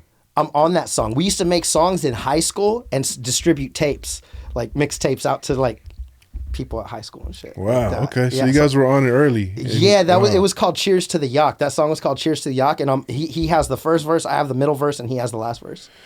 What was Woody's background? Because I mean, I think like ethnically. Nah, not ethnically, but like his story, his early story. Because ethnically we can talk about because it always trips people out. It tripped me out when I first heard of it. Like. Right. At first, even the name Woody is like Woody, like Peckerwood, like who's Woody? And then you hear it and you're like, oh shit. And you're like, this white boy is no joke. No, he's with it. Yeah. Yeah. What was that? So that's always a trip. But like, it's also, to me, it's like a Bay thing. Like, to keep it real, I knew other white Norteños. I knew a handful of black Norteños too. Yeah, because it's not about race. Right. It's really not. Like, with a lot of gangs it is, but we're very accepting. You know, in terms of it's not that mind blowing to me to know that there's a white Norteño dude, but I mean, other than that, like, shit, Wood spoke more Spanish than I did. Yeah, so I was just curious, like, because I think a lot of people would like to know what he was like before all the music stuff and that we know of now. I mean, bro, Wood was a very interesting person. I miss Wood to this day. Like, Wood was extremely stubborn, highly intelligent. And I mean highly intelligent. Like, I remember us being in, it was 10th grade. It was 10th grade. It was the English class that we had together. He took some type of intelligence test. And they were pressuring him to just take some type of test to go into to get out of high school. Like, you could do that now and immediately enter college. Like, he was smart. Like, I remember, like, he you know, for money, like, because Wood was never like into selling drugs and shit. That was never his thing. That was like my thing. You know what I mean? His thing was like, he's just a gangster. That was just being his thing. But he was also like the way he'd make his money in high school, he would do all of people's stereo systems. So, like the speakers, the amps, like route all the wires, get it super clean looking, and he taught himself how to do that. Like I remember him doing it for the first time because he had an old school 75 Caprice Classic that his dad had helped him get. I think maybe his dad gave it to him. I don't remember, but because I only met his dad once. But I remember him getting that, and he bought the whole system for it. And I'm like, you're gonna put all that in yourself? I'm 16. That's like, you're a genius to me, bro. Like, I don't know any of that shit. You know what I'm saying? Like, I have basic knowledge, but I don't know anything about electronics. So I watch him open the box, and he looks at the directions for a second. He's like, man.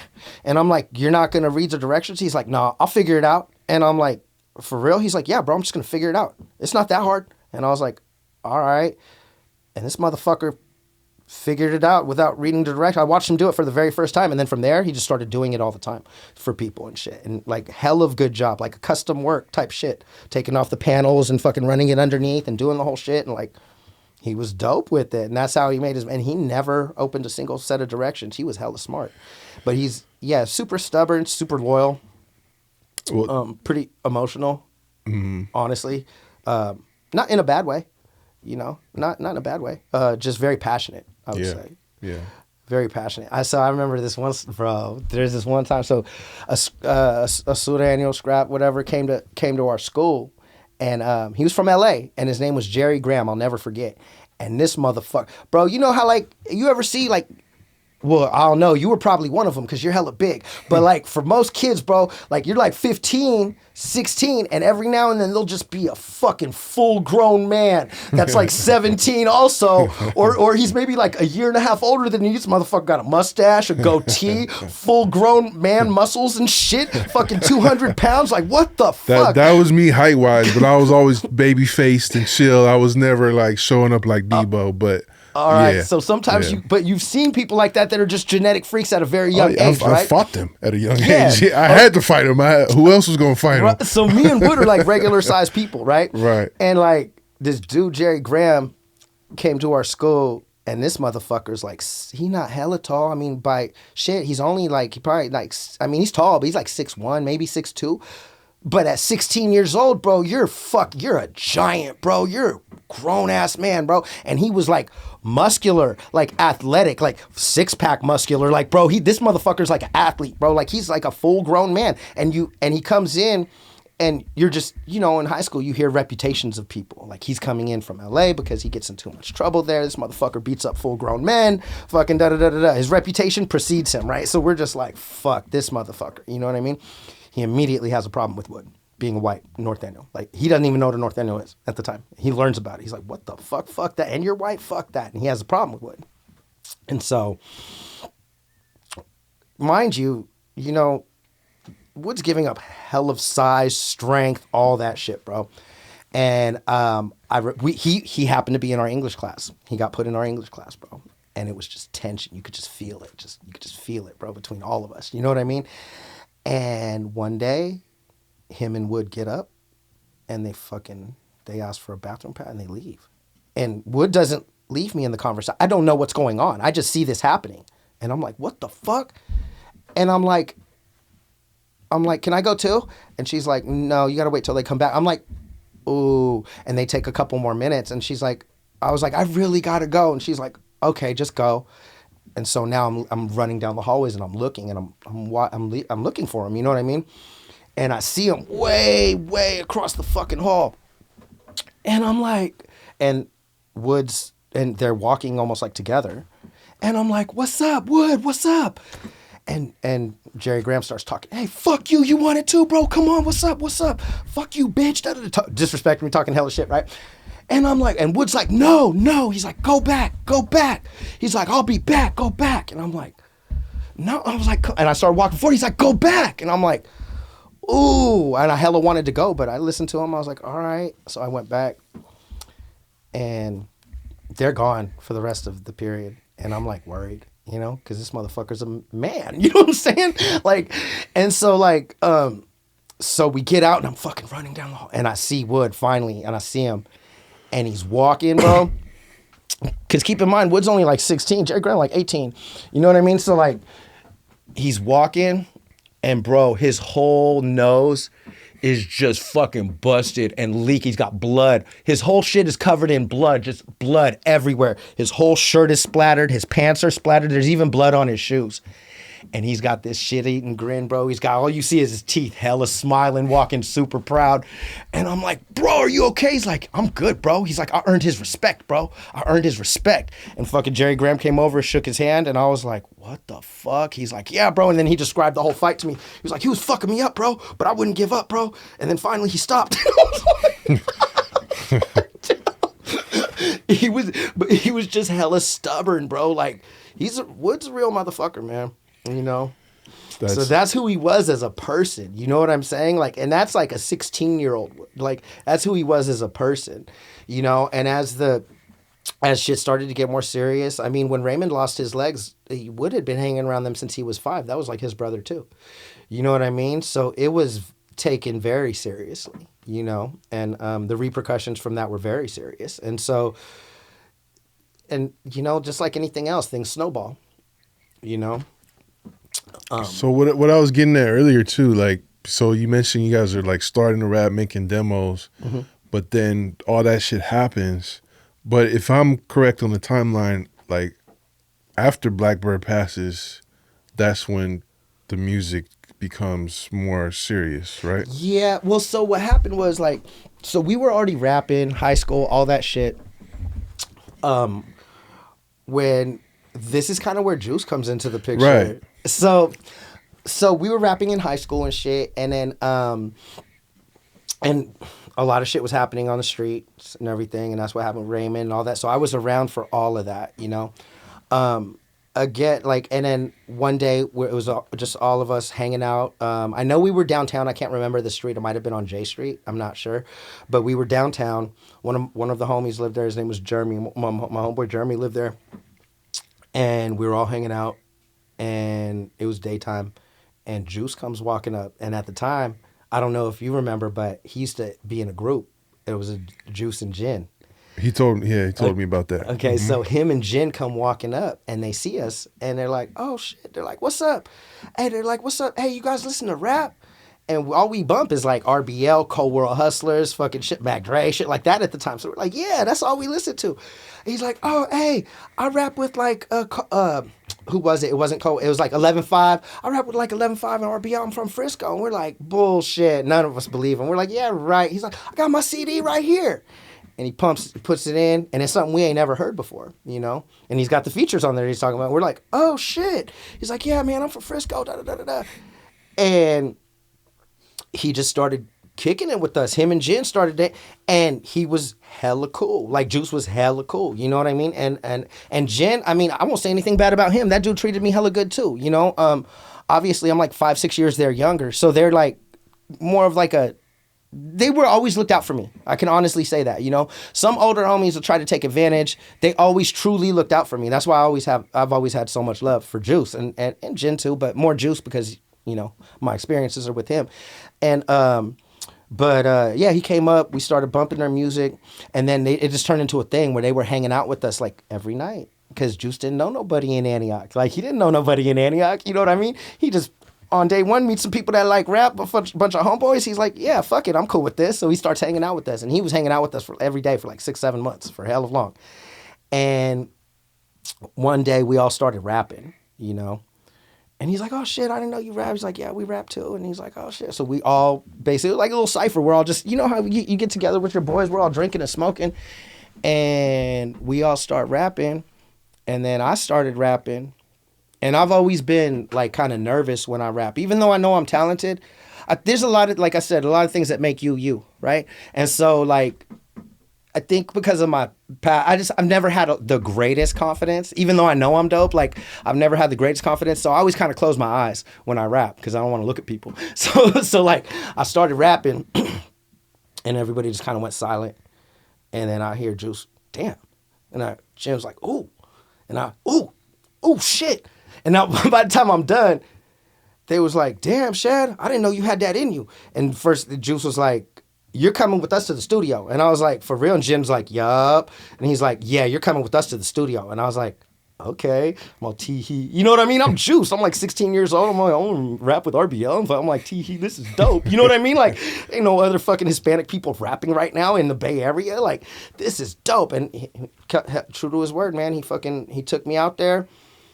And I basically kind of lived out there with him and his, I mean, I wouldn't say full-blown live. I didn't come in and move all my shit in there, but I was there like weeks at a time for years. He lived right on Third. It's off of Third. It's not Newcomb. It's not Caseta. Oh man, I can't remember the exact street. Paloux? Huh? Paloux? It wasn't Paloux. There's like a laundromat across. I'll think of it. It'll come back to me. But Hollister? Oh, could be, yeah. Hollister. Mm-hmm. Hollister. He lived on Hollister. And so like I basically lived there and like I saw like a different environment because I grew up with like I said, all that shit was going on. So I grew up with gang violence and all that shit. But then from a different scope, I got to see how it was in the city. And it was just different because I would meet like, he had a couple boys like Budster, like that he used to rap with, that I used to rap with, that I was hella cool with, and he got himself killed. I would just meet people, like certain friends, and I'd be cool with them, and then next thing I know, they die, you know, or they get murdered. And I'm like, damn, it's hella real out here in Frisco. It ain't no fucking joke. Like, you know what I mean? Like, he took me to, I remember one time he took me to Harbor Road to do some business and shit, and like, this is the only time I've ever been because I've been in a lot of hoods, a lot of ghettos, you know what I mean? Like, I'm comfortable.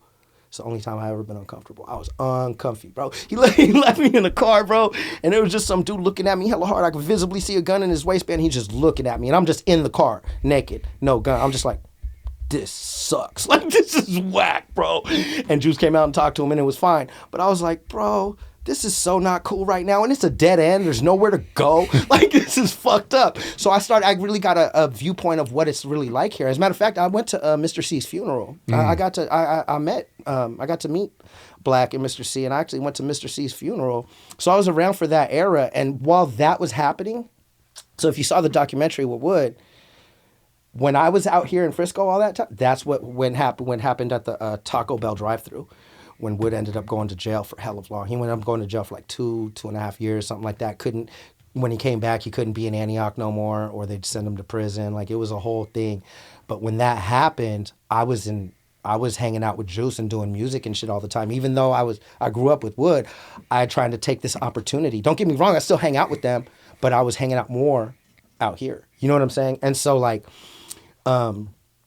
and plus, like, me and Wood would get into beefs, bro. That was like my brother. So it's like, people often ask, like, I absolutely miss him and everything, but it wasn't like bro, just like, do you have any siblings?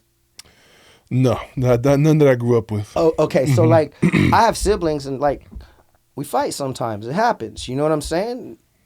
Love you more than anybody else on the planet, but it still happens. You know what I'm saying? And me and Wood were like that. There's times where we'd fight. You know what I mean? And so we had gotten into an argument where we weren't really speaking. And I was like, well, fuck, I'm doing this anyways. I'm not even tripping. And so I was with Juice and all them when that shit happened. But when it happened and I knew what he was facing, I'm going to come back, bro. Like, you know what I'm saying? Like, I care. You know what I mean? So like, we ended up talking while he was in jail and shit, and we made amends. And, then basically I continued to do my shit with Juice. And then when Wood got out of jail, I had already kind of been making a name as like an underground featured artist because I was on a lot of shit. You know, I got to rap with Spice One and Juice and fucking, you know what I mean? Like I was getting to make little moves for a 17, 18-year-old kid. I was making moves, you know?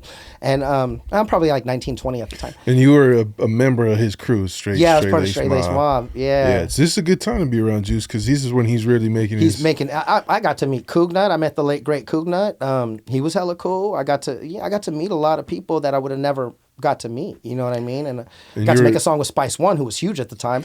You're on the album Clear and Present Danger. I'm on it like 7 times. I'm on the album Pure Pressure too, and I'm on the his album after Clear and Present Danger, which is If It Ain't Real, It Ain't Official. That's me, him, and Spice One. So yeah, he's putting you he in put some me on, bro. scenarios. He really put me on, and he put me in a position where I was getting feature money as a teenager. like he didn't try. He wasn't like somebody that was in my pocket or anything like that. Like he was, you know. I think one time I made 400. He's like, bro, can I get 50 right now? I'm broke. I was like, here, but he never. Other than that, it was just my money, bro. He was, like I said, that's why I always looked at Juice like a brother. Like he's like a big brother to me. He really looked out for me. Shout out to Juice, man. It's crazy. Big shout out to his Juice, man. career is like he put on so many people. It can't be said enough. He's a very important figure. He is, and that whole story that he said, that's true too. Like we were gonna do a black and brown. That was the first black and brown, the original black and brown. The original black and brown was gonna be us. It was gonna be me and Juice. You know, there's this video on YouTube of you and Woody, and there's like some public access show interview. God, I know what you're talking about. And my hair's all out, and I got a little belly on me and shit, and I'm wearing. Yeah, I know what you're talking about. And you said something like, "You're like no hard feelings." Yeah, bro. that's, you know what?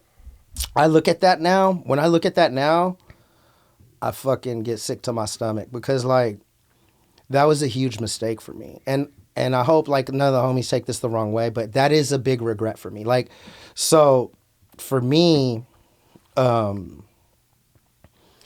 do regret it. If I had to do it over again, I wouldn't do things the same. And the reason being is because like Wood's my brother, you know? And so in a loyalty sense, I'm obligated to help him out. He asked me to help him out with, will you help me do this? And will you be like you're on featured songs with like Spice One and shit. Like people know who you are right now at this point in time. Will you be on my album? I'm like, bro, it's nothing. Let's do it. You know what I mean? Of course I'll be on the album.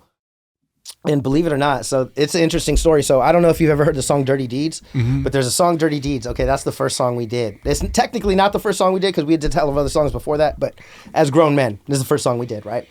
And so he's like, bro, I've been making hella beats. So I come over. I'm still with Straight Lace Mob at the time. I'm still with Juice. And so I'm listening to it. I'm listening to all these beats. I'm like, I'm like, put this one as a maybe, put this one as a maybe, put this one as a maybe. I'm like, but I wasn't in love with any of them. And I'm like, I don't know, maybe some of these. He's like, well, I do have these other beats that I trashed. Like, I'm going to toss them. I decided I didn't like them. And I'm like, fuck it. Let's hear them, you know? And he starts putting them on. Skip. Probably 4th, 5th, 6th, 7th one, whatever. I'm like, this one's kind of dope. And he's like, this one? And I'm like, I like the bones of it. Yeah. I was like, if you add to it, this could be hella dope. He's like, you like this one? He looked at me like I'm crazy. I'm like, yeah, I like this one. He's like, bro, I was going to throw this away. And I was like, do not throw this away. I was like, this is the one I want to be on. I was like, make it dope. Like, make it dope. I was like, this is the one I want to be on. And he's like, all right. And that ended up being Dirty Deeds.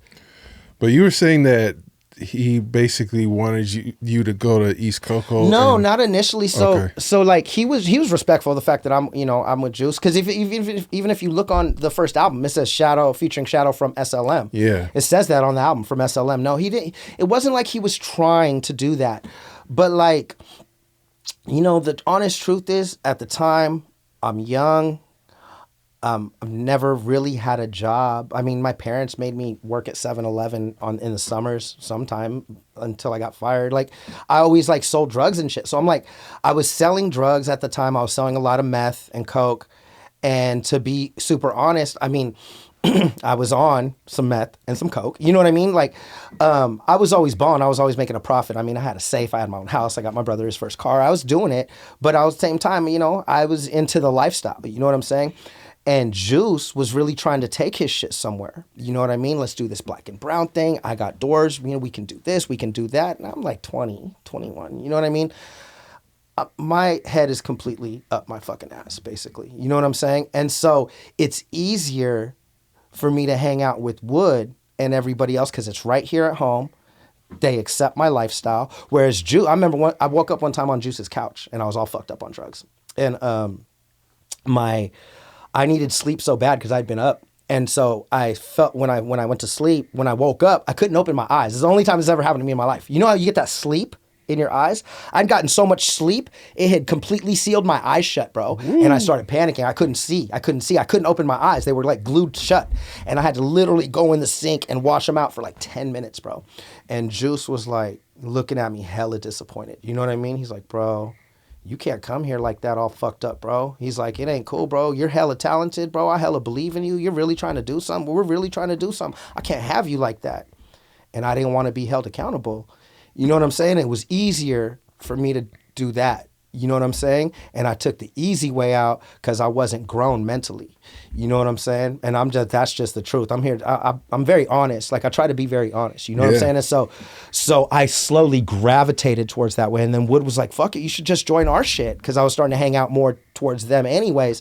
And I was like, yeah. But in retrospect, it was a huge mistake. What I should have done was obviously help Wood. That's my brother. Help him. Continue to be on there as a featured guest, as even like part of the family, but not locked in like that. I should have stayed locked in with Juice because, in my opinion, it put me in this box. You know what I mean? It puts me in this box of Homeboy Rap, and I love Homeboy Rap. We helped create it. At the same time, it does put you in a box, and if you listen to my music, even throughout the Northern Expozure, from Dip Dip Dive to Against All Odds to Graveyard Shift, I've never hung my mic or my identity on being a Northerner. It's like kind of like Kendrick Lamar. You know, Kendrick Lamar grew up around a bunch of Bloods, but he don't really carry himself like that. Yeah. You know what I'm saying? It's a very similar thing. Like my music is very for the general people who are on the struggle. You can identify with my music just being a human being. And that's the kind of audience that like I want. So when I went to East Coco, it kind of put me in this box and I haven't been able to get out ever since. And the problem about it is because my music has never been like hardcore Northern rap, but I came up with a Northern rap crew. When people think of me, they think of Woody and they think of Northern rap, but I'm not the guy that represents, like, I don't talk about a bunch of gangbanging on my rap. And so I don't have that audience really. And my natural music and my natural voice will more gravitate to the general audience, which is what where I would have been. I feel like if I would have stayed with Juice, I would have been more in that general lane. And it would have just been better for me overall. Yeah, that's interesting because when I do have some Northern affiliated artists on this podcast, one thing I do talk about is like, bro, you can't make music just for your gang, bro. Like you have to find an audience. And I think, like you said, for any gang, whether you're from wherever you're from, it's like it gets a little tiresome if that becomes like your gimmick.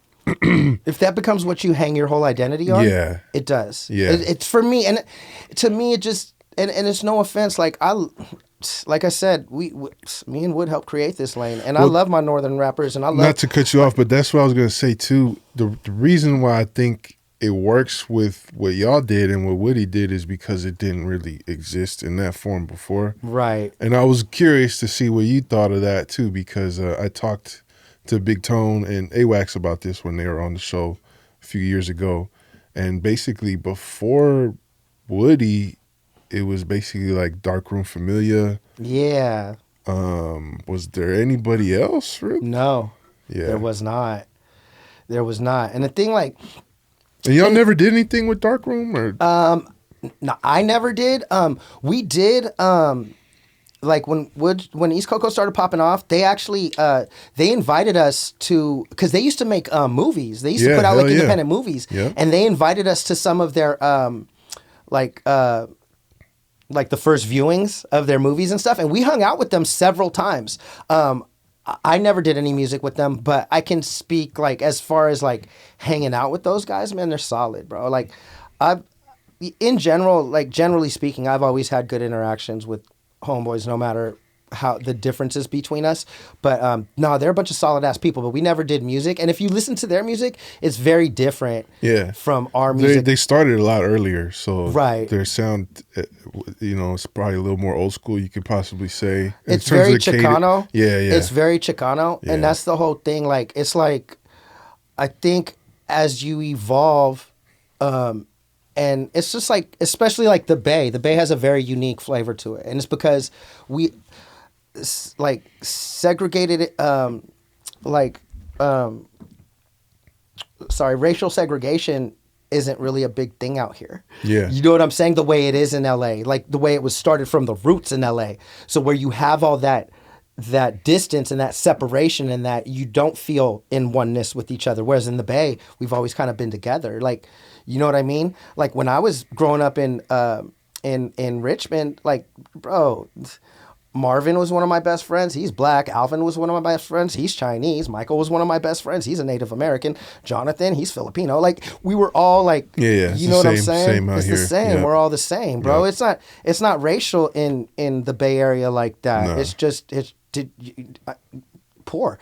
Neighborhoods. What color are you? I'm poor. Yeah, yeah. Like, that's it, bro. You know what I mean? So you guys basically you were like a co-founder of East Coco Records then, in the sense or like that a founding art, one of the founding artists. one of the founding members. Yeah. I would say. I mean, I don't want to give myself that much credit. I mean, it was Wood's idea from the ground up. East Coco Records. Little Los drew the logo. That's Little Los can draw too. Little Los is very talented. He drew the logo,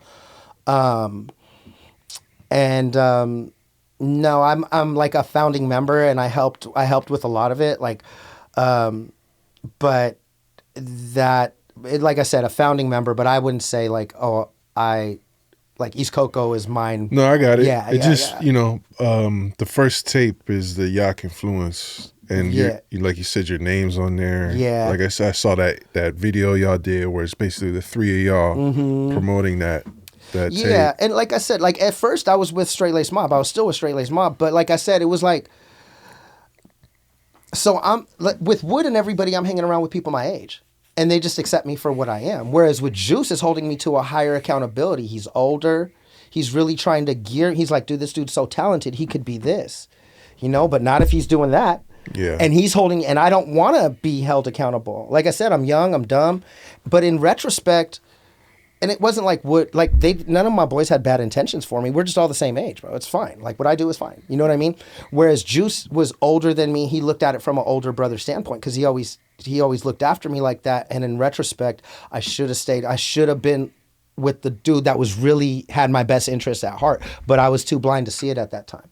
You know? That Yak influence tape popped off. And, it did. And it produced Norte Sidon. And what we were talking about earlier with like the darkroom stuff and like kind of where that genre of rap has evolved to now.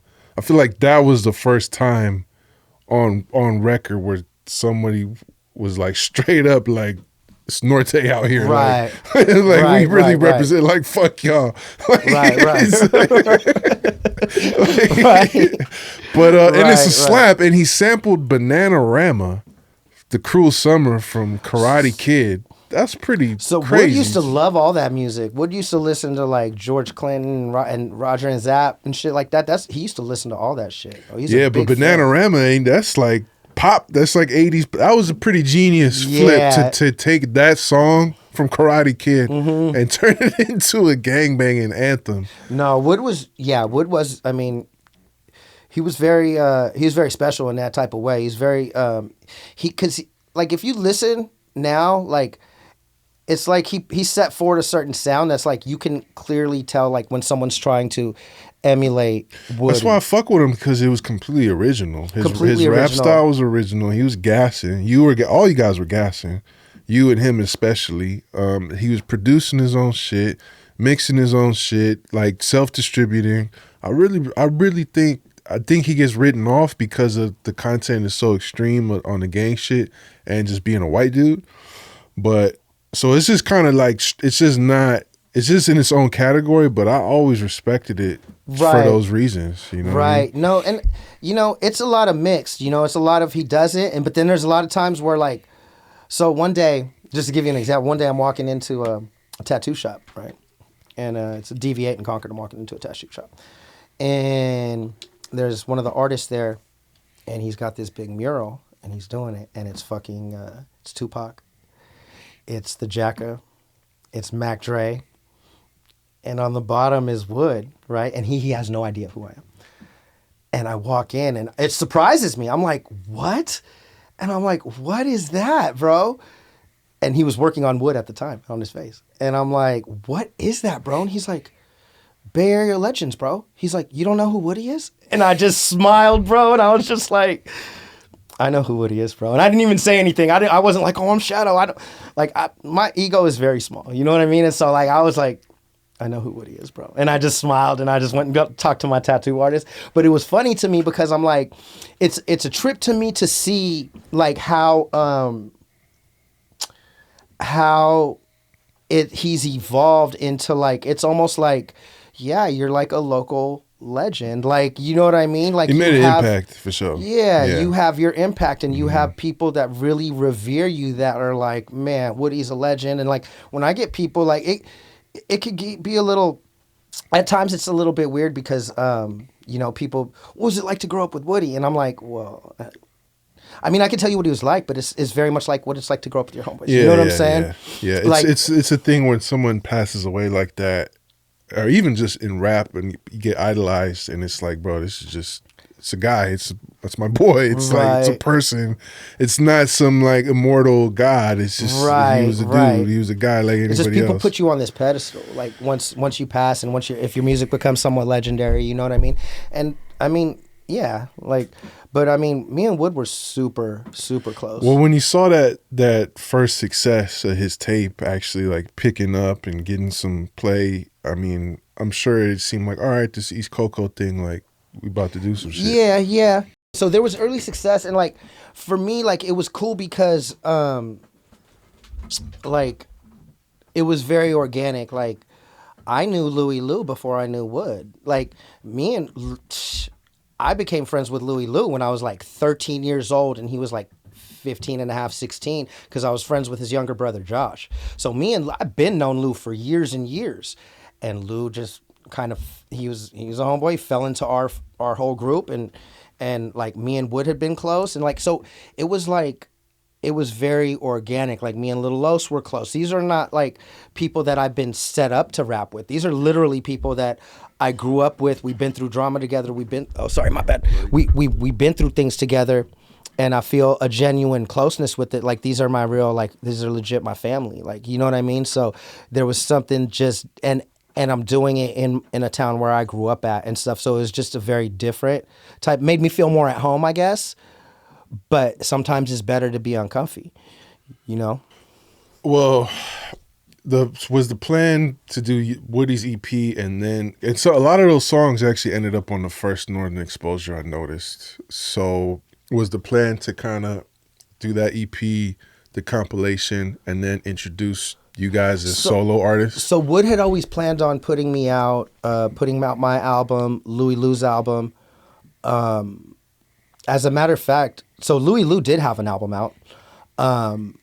Wood called it a rap race. He was like, bro, it's whoever gets their album done written first. That's who I'm gonna do first. He's like, I'm gonna do both of you, and Lou finished first, and so Lou got his album out first. But see, for me, like, I've always been in a different position in terms of like from a lot of my boys, like, and a lot of my boys, like, that a lot of people I grew up with, they don't have, like, they haven't had to have, like, the responsibilities that I've had to have. Like, so, like, and that's not knocking anybody. It's just the way life works out sometimes. You know what I'm saying? But, like, a lot of people, you know, live with their baby's mama, or they live with their baby's mama's parents, or they still live with their parents, or, you know what I mean? Whereas for me, like, I was homeless at a young age. Like, I had to pick myself up. I've always had to do, for the most part, I've always had to do for myself. You know what I mean? So even at the time when, you know, East Coco's popping off, bro, I'm working all the time. I have my own place, my own house. Like, it's not my house that I own it, but I'm renting a house. I pay my rent, the electricity, the garbage, the water. It's all on me. The car loan, the insurance, fucking all that shit. It's all on me. You know what I'm saying? On top of, like, whatever else I might want. I have a big weed habit, shit like that. You know what I'm saying? So, whereas a lot of people, they only have to pay for their vices in life. Their rent's free. They're fucking, like, I've never had it like that. It's always been very hard for me. I've always had it rough. You know what I mean? Being homeless was the worst by far, but even still, just doing everything, having everything on your back is never easy, you know? And so I did move to, I took a break from my job. Wood's like, hey, come live with me in Chico. Or he lived in Paradise. Come live with me in Paradise. We'll make your album. I'm like, all right, fuck it. I had been working at 24 Hour Fitness. I was a personal trainer, right? And so I took time off 24. I was like, hey, I'll be back in like a year. They're like, all right. So you have a job when you come back. Great. Leave, go out there. Jody's Wood's mom. Jody made me pay rent, so I had to get a job out there as well. So I got a job at a local gym out there. I was a trainer out there, and I was paying her rent. And so meanwhile, I'm making an album. And honestly, you know, me and Wood, like I said, we're brothers. Like, me and Wood fight. We, not physically, but we get in arguments. Like, I don't hold back from Wood. I'm not afraid of Wood. Other people might be afraid of you. I ain't afraid of you, bro. Like, you know what I mean? So we'll bicker, we'll fight, we'll go back and forth. And that happened plenty of times while I was making my album. And musically, we didn't agree on everything. So just because, like, I'm on a lot of East Coco stuff, like, musically, we didn't agree on everything. There was a lot of arguments behind the mic, like, bro, let me redo that again. The timing don't sound right. No, it's my album. We're going to put it on. I'm like, bro, I don't like my cadence. It's perfect, bro. You're tripping. Like, we get in arguments like that. You know what I mean? And so we got enough arguments like that during the making of my album. And it would always boil down to, it's my label. And I'm like, but it's my album. And so we would just butt heads. And eventually I left. I left with he had 6 or 7 songs of mine recorded. And I was like, bro, I'm moving back. This ain't working out. I'm moving back home. And so I moved back to Antioch, got my job back in 24 Hour Fitness, continued working. During that time, so during that time, Tone, he had started to come around. Tone, Sorry, before we get into that, can I rewind a little bit? Yeah. Because we didn't really even touch on the first Northern Expozure. Oh, yeah. Go ahead. Because that's like a seminal compilation. And to this day, is still streaming, still selling. Right. So that fucking song, bro, The Way You Feel, bro. I was high as fuck listening to that. 14. Like, I told you, we was tripping. Like, what is this? Who is this dude? But we're like, I don't know, but it slaps. Like, I think some homegirls put us on, some Latina chicks, and we was just like, fuck it, it's just tight. Right. So that's I just have a lot of memories of that album. There's some Frisco dudes rapping on there too. Yeah. So I respect that project, and from what I understand, it was very successful too. It was very successful. All the Northern Expozures, from my knowledge, were very successful.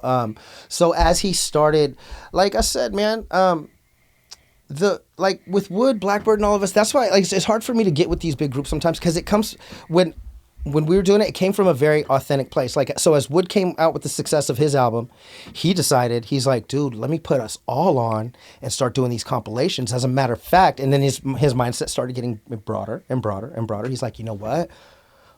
Fuck, bro, there's homeboys everywhere. Let's start getting homeboys from everywhere on here. And then his mind started expanding more. He's like, you know what? Let's not just open it up to homeboys. Let's get fucking everybody on there. That's when we got Sin on there from Richmond and fucking, you know what I mean? Started really networking. And then he started, he did something so cool that I think not too many people do, but it started to be known that okay, so Wood has, so Northern Expozure 2 is about to come out. And he has 4 or 5 open tracks to just anybody who is talented. Go ahead and submit your shit to his email, and people would just submit shit, and he wouldn't know them and shit, and he'd pick them out, and he'd be like, this one's hard, this one's got to go on there, and he wouldn't even know these people. And he's just giving them, opportunity. He just had the mindset that it was hard for him. It's not easy to be heard. And so if he could give opportunity to someone that was real and someone that deserved it, he wanted to do that. And so on all the Northern Expozures, there were the last I think it would be the last 3 or 4 songs that were just reserved for whoever. That's dope. As this is picking up traction and making noise, was there people hating, or was there opposition? Was there, because it's pretty direct. It's damn near very direct. Diss right. music, damn near. Right. Was it generating some negative attention? I would say for the most part, it was positive. From my perspective, just because, there are Southerners in Antioch, like I said, the family from LA and whatever, but they're not the majority. Right. So for the most part, it was all love. And then we'd get a lot of love from like other cities. Be like, damn, like this is dope. Like, because people feel like we're giving them a voice. Like we're giving you like our voice has never been heard, not like this. And now we have a voice.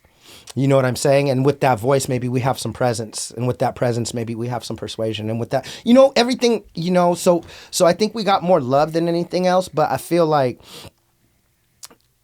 with any yin, there's a yang. So you're going to get, you're going to get some negative attention. Like there's just certain places like, it's going to be a problem. Like if you go there, you know what I'm saying?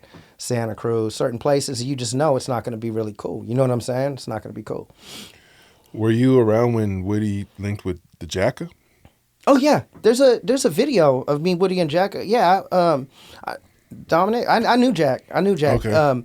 Not super well, but well enough every time we greet each other, a hug, hey, how you been? Da, da, da. We chop it up and shit. No, Jack, as a person, I don't have no problem with him. He was hella cool. He even let us, there's a video, it's me, Tone, and Wood, that we were in backstage with Jack, and me and I think Tone did it too, but we all went up on stage with Jack and helped him with one of his shows and shit. And Jack was cool. I like Jack. Yeah, I figured just because it's all Contra Costa County, right? So it's right next to right next door, you know. And if you're making noise over here and you're making noise over here, I mean, we're right here. You know what I'm saying? As long as we don't have a past history of any type of friction or any type of animosity or anything like that, we're most likely it's going to be cool, because mentally we're on a similar page. We're trying to get somewhere. And that's also like around the time you met A-Wax too. Yeah, I met Wax when he got he did some time in prison. And I met him when he got out, and I've known Wax for a very long time. Actually, I've known Wax for a very long time. I don't want to speak on it because I don't know exactly how him and Wood met. I thought they met in jail, but I don't know. I have no idea. Like, I don't want to speak on that. But I think he told me on the podcast that they met through a mutual friend after he had come home and Woody was already rapping. Okay. So Wax started coming around. I don't remember what Northern Expozure it was, because he wasn't around in the beginning, like when Wood first put out the first Yacht Influenced. He came around a little bit later. Same with Tone, but Wax was always hella cool. Me and Wax don't talk much, but I've always liked Wax, and I think he's extremely fucking talented, bro. Like, Wax is a rapper's rapper. Like, and I mean that in the fullest, like, complimentary way. You know what I'm saying? Like, there are rappers that are like, all right, yeah, it's listenable. It's cool. But you don't say anything that makes me like, damn. You don't say anything profound that makes me want to rewind it. Mm-hmm. Whereas Wax has done that several times where I'm like, oh, I got to hear that again. Oh, I got to hear that again. Oh, I got to hear that again. He's extremely talented. Yeah. Talented dude, for sure. Okay, I was just curious about those little backstories. But to fast forward, you mentioned that the solo album didn't really work out, and then you were starting to say that there was a situation with Tone. For music. So basically, my album, it didn't work out, and it's just me and Wood would disagree. Like I said, I mean, there's only one time where we almost came to blows, but we almost came to blows. Like, we had a fight one time where we were yelling and screaming at each other, and we would just beef like that. A couple hours later, it was fine. You know what I'm saying? But we would get in arguments like that, and because I'm pretty outspoken, so I'll speak my mind. And basically, with that situation, I had went out to Paradise. Shit didn't work out. I came back, and I was actually I'm not sure if at that time, but I used to date Tone's sister a very long time ago for like 2 years. And so me and Tone were pretty cool at that time. And, I was on a lot of his, like, Savage Out projects, because he hung out with us. Like, he's just, once I take you in, if you're family, you're family. That's, like, how I am. You know what I mean? So So at that time, I considered him like family. You're one of us, you know? So I'd do anything for you, you know? So I'm on his albums and I'm on his music and shit. And we're hella cool. And during one of our studio sessions, I vented to him. You know, I was like, man, shit ain't working out. Like, with Wood, we keep arguing and shit, you know? And I was just telling him what happened, you know? And he's like, man, he's like, you should, he's like, bro, you should make an album with Savit Out, bro. You should make an album with me. I'll let you do whatever you want, bro. He's like, I think you're hella dope. I'll let you do whatever you want. And I'm like, no, because I already know. No, I'm like, Wood'll get hella mad, bro. It's not going to be cool. No, bro, it'll be cool. He'll understand. No, he will not. I know Wood. You know what I mean? No, absolutely, he will not be cool with it. Yeah, he will be, bro. No, let me talk to him. Like, I don't think it's a good idea, bro. Let me talk to him. All right. Fast forward like 2 days, I get a fucking angry ass call from Wood. What the fuck? Yelling at me, screaming at the top of his lungs, yelling at me. What the fuck, bro? You gonna leave East Coco and make a song, make an album with Tone, bro? What the fuck, bro? Where's your loyalty? He's talking shit. And I'm like, bro, I didn't say that. I'm like, because I didn't say that. I was just like, I was open to the conversation, but I never said, right? And that's what I'm telling him, like, bro, I never said that. He's fucking pissed. And he's yelling at me. And the more he's yelling at me, I'm starting to get mad. And at first I'm defending myself, like, but now I'm starting to get mad. And so I start yelling back, and we start yelling and screaming at each other, and we just fucking hang up on each other. I don't speak to him. We don't speak for like the next like months. And but it, you know, it's a fucked up thing. It's something that I carried with me for a long time, and I still do. But I've been different things in my life. So as far as work, you know, I was a transporter. I used to pick up dead bodies. I did that for a couple years. Picked up at least 1,000 dead bodies, bro. I was a personal trainer. I was a fitness manager. I've done a lot of shit. And at the time, I've always worked part-time, or especially when I was more yoked up, because I used to be super yoked up. And I was a bouncer for a long time. And so during the time when me and Wood had fought, it had been about a couple months. We still hadn't spoken. And we were both on some fuck you shit. Like, but we would have gotten over it, because, you know, but I ran into Megan. You know Megan? Singer. Yeah. Mm-hmm. So Megan grew up with us. So Megan's like a family member to me, very much so. So I ran into Megan at the bar. She's like, oh, you work here? I was like, yeah, I bounce here. She's like, oh man. She's like, Wood's going through a tough time right now. And she was just telling me, like, she's like, I don't think he's right now. Like, he's going through a real hard time. He could really use a friend, and I know you guys are close. And it's something I've always regretted, but I was like, meh. It's like, he'll be fine. No need to talk to him. I'll talk to him when I talk to him. I'll talk to him when he reaches out to me. I'll talk to him whenever. And he was dead like a week or two later. Oh my God. Yeah. That sucks, man. It fucking sucks. Yeah. Yeah.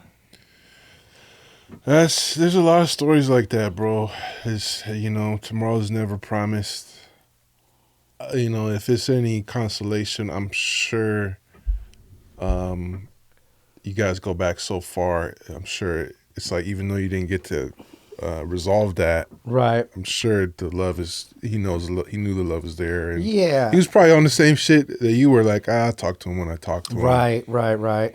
I mean, I'm not going to lie, bro. Like I said, I'm very honest in the things that I say. Like, there were a lot of nights of just being drunk, crying, apologizing to him and shit. You know, apologizing to an empty room and shit. Yeah. But it is what it is. There's no, you can't, you know, I waited for years. Like, it was weird. But it finally happened. It happened like 8 years ago or some shit like that. But I waited for years, bro. I'm like, please come to me in a dream. Please come to me in a dream. And like 8 years ago, he came to me in a dream.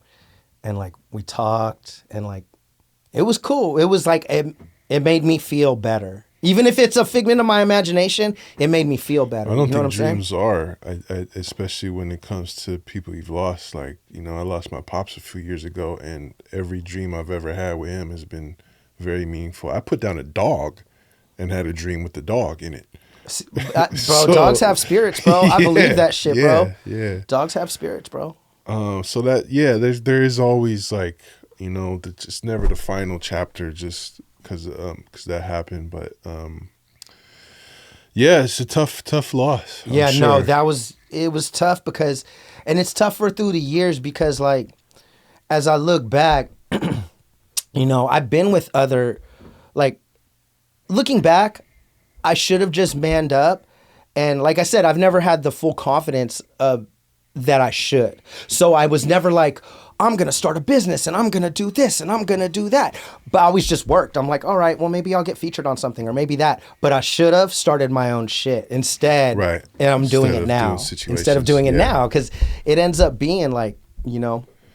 Can I ask you, and I want to approach this in the most careful way, so feel free to stop me if it goes left or anything. But when Woody died, the first thing I heard was that he killed himself. Right. Later, there's talk and speculation. There's some kind of weird stuff that apparently, like, there was no official death certificate or the coroner's report, or he had issues with the police where he was living in Oregon. There's all types of, I guess, theories, you could say. Right. But the first thing that I had heard was that he took his own life. Right. Which, if you listen to his music, I mean, you guys literally have a song that talks about, you have music that talks about it.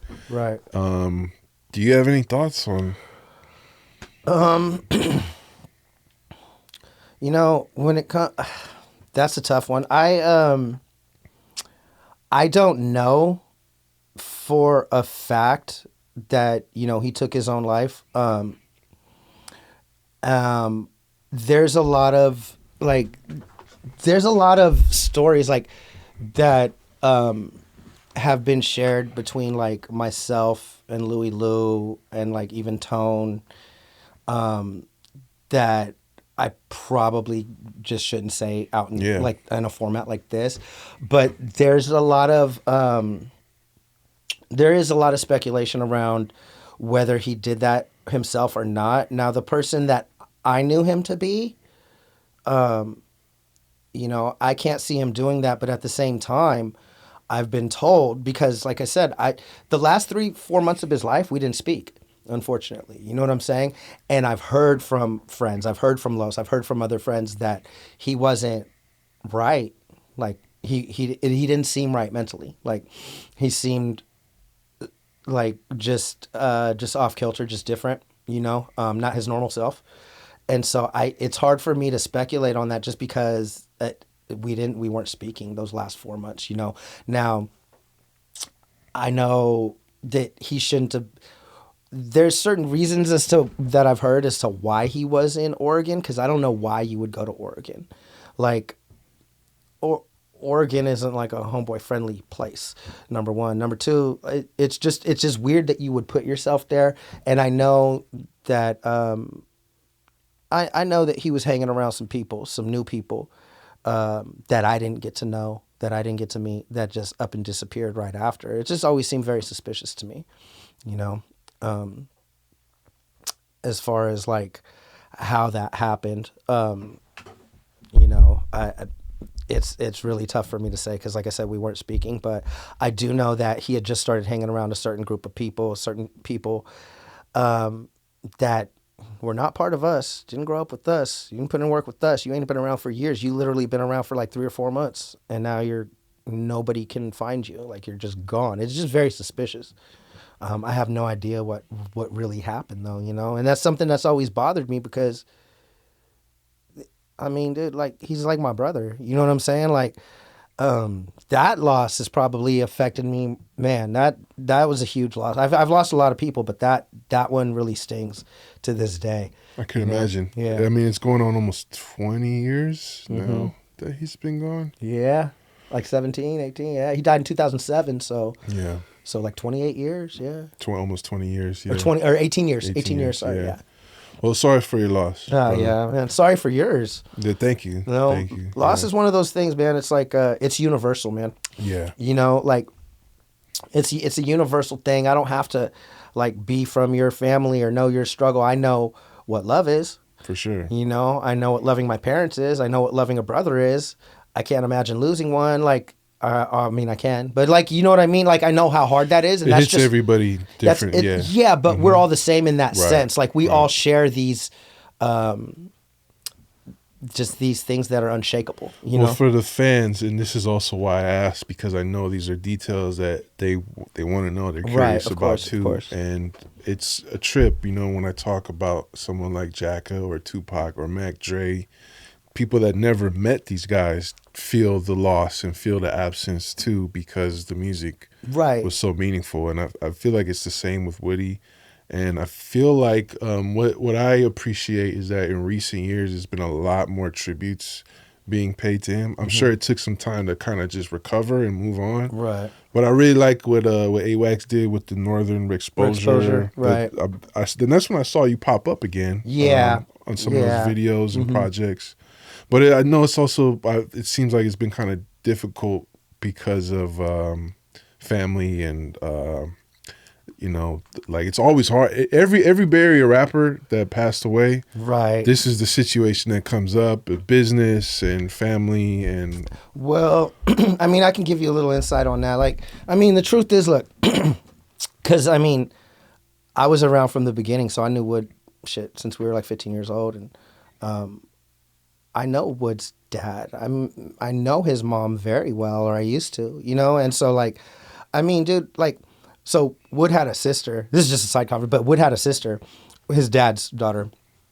She died from cancer, and she was like young. She was like 8 or 9, and he called me over, and it was just me and him. And this wasn't a homeboy type of moment. This is just a deep friendship type of moment. He told me about it. We sat there. We talked. He cried to me about it and told me about how guilty he felt because he's living this type of life, and. If anybody, it should be him, and how come his little sister? And he was super upset about it. So we had this bond that is like beyond the homeboy shit. It's like we're truly, truly friends. Like, you know what I'm saying? On some different shit. So I know Jody, Matter of fact, when after the success of Northern Expozure Volume 1, she pulled me, Wood, and Little Los to the side. We were all hanging out because Jody's house is like a house where everybody can kick it. Okay?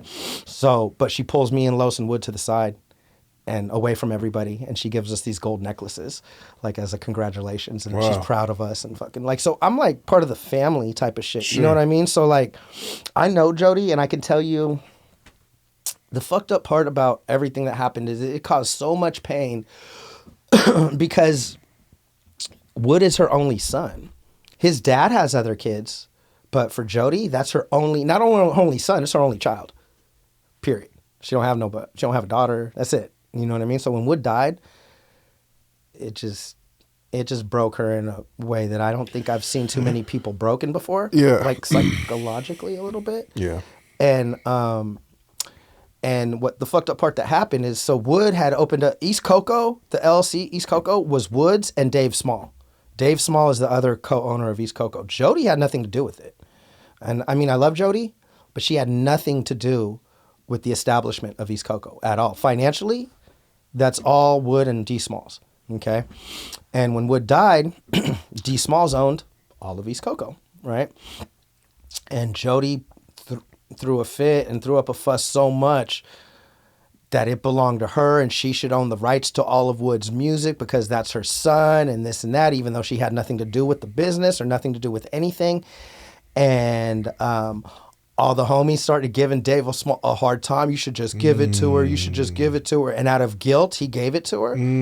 And I can't say that she eats off it, but every single stream, every single download, every single thing that's made financially off that goes to her. None of us have ever seen a dime off of that. I've never seen a dime off anything I did with East Coco. And neither has Lou. The only money I ever saw is from East Coco is when around the same time Jody gave us the necklaces, it was probably a couple months later, Wood pulled... I already told you, Lou, so you can't get mad if you see this. Wood pulled me and Los to the side. And he's like, bro, you guys have helped so much in this, bro. He's like, here. And he each gave us a fucking envelope. And that envelope, I can't remember if it was $1,200 or $1,500, but it was either like $1,200 or $1,500 in cash. He gave one to me. He gave one to Los. He said, do not tell Lou. He said, do not tell Lou. So I told Lou like for the first time like 2 weeks ago or 3 weeks ago or something. Really? Yeah,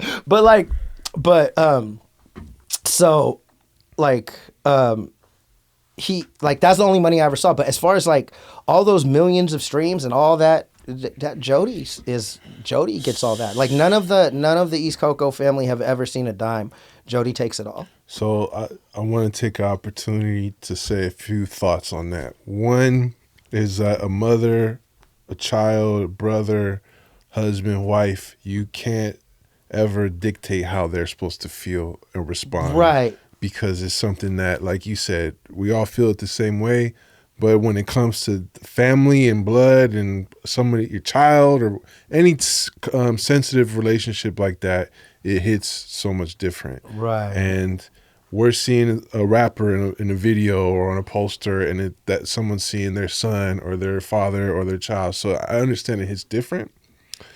But I will say, without going into too much detail, that this has been the case for every dead rapper's legacy in the Bay Area that I know of, that a family member or a relative of some kind that was not involved in the direct business. Right.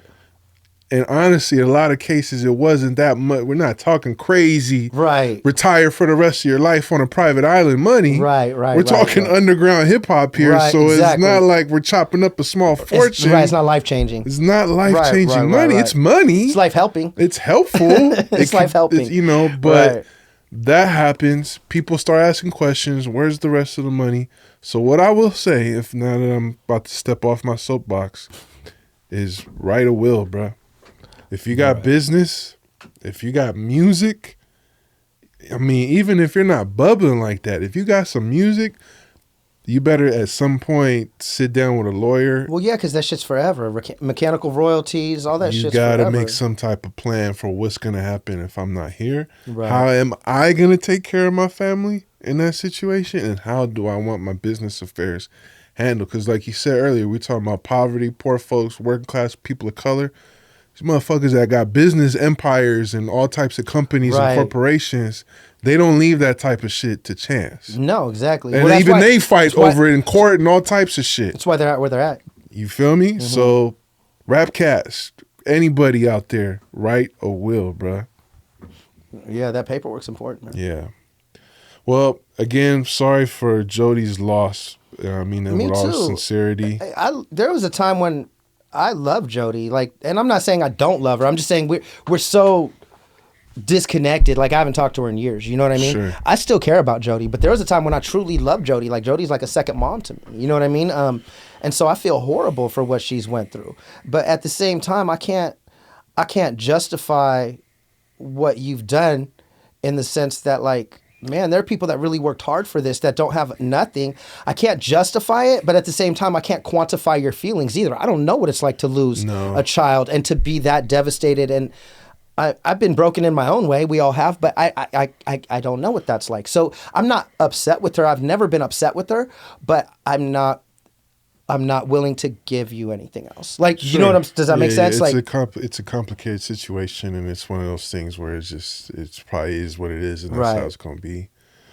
But I do want to take the opportunity to kind of close that chapter and move forward. Okay, because I really want people to know what you've got coming up. And this conversation's been really interesting because you're like what I would call like a blue collar rapper, bro. There's so many rappers that their fans are like fan favorites, and people are always wondering what's up with. And you've had all these other things going on in life, so now I want to take a moment to the thing is I stopped for long periods of time. So something will happen, and it'll just knock me out of the game for And that's kind of what I talk about being a blue collar rapper, because blue collar rappers do other shit besides just rap. But let's talk about this new project that you're working on. What can you tell us about what you've got planned for the future? So, well, like I said, for me, I was with SLM, I was with East Coco, I was with Savage Out. That didn't work out. I did try somewhat for a moment. I was gonna work with Pyrex when we was doing all that with the Northern Expozure, but really. What I see is that everybody that has something in this game, they own it all. Yep. You know what I'm saying? And that's what I kind of noticed. I don't see and it's nothing but respect for Pyrex, for Savit Out. But what I don't see is I don't see this. I don't see here. Let's put you up here. Like Wax is Pyrex, Tone is Savit Out. If you want real stakes in the game, if you want to live off of it, I don't even want to be rich. I have no desire. I mean, don't get me wrong, being rich would be dope. But I would at some point just like to live off my music and maybe hustle here and there. But for the most part, be able to live off of it. And the only way you're ever going to do that is if you own the whole shit. You own the company. It's your LLC. It's all you. Otherwise, like sticking with a label or something like that, especially independent label. Now, don't get me wrong. You fuck around and get signed by Empire. You get fuck around and get signed by someone like that. That's life changing. But if you're just with a small independent, it's to your benefit to just do your own thing, you know. And so I've realized that over time. And so for me, what right now I have an entire album done. It's dope. It's like by far my best work lyrically. It's just it's mature without being old. It's not juvenile. It gives you something to think about. It's by far my proudest work. It's better than anything I ever did with East Coco. It's better than anything I ever did with Juice. It's just more, I can't explain it. It's just, it's my proudest work. And so I'm finished with it. It's been done. But like you said, blue collar rapper, right? So right now I'm just working on getting the funds to market it, advertisement. I need an album cover. And what I'd like to do is I'd like to do it on Wood's birthday. So I'm going to try to keep myself to this, but on Wood's birthday is November 20th. I would like to release it, but only direct to customer, because I'm going to stagger my release. So I'm going to do a direct to customer for the first maybe month, kind of like a movie. It comes out in the movies and then it's out on streaming. I'm going to kind of do that. So I'm going to put out direct to customer, and then around December 20th, December 21st, I just want to release it on all streaming. Nice, man. So that's coming up. It's not that far away. Yeah, I'm done with it. Mm-hmm. I've been done with the album for like 3 months.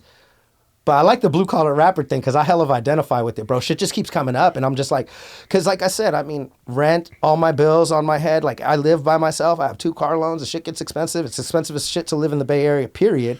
And then paying for all the production, the beats, the studio time. It just gets to be. Let me tell you something, man. People are tired of rappers stunting and flossing on them all day. I'm not a clout rapper. Especially when that shit is fake as fuck. Mm-hmm. Because what you're talking about is real. Is what we all go through, bro. Your favorite rappers got bills to pay.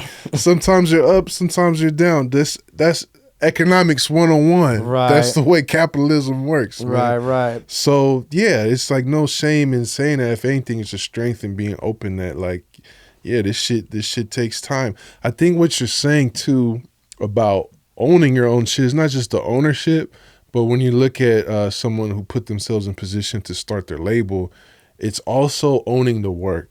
Like exactly. Like you have to put yourself on.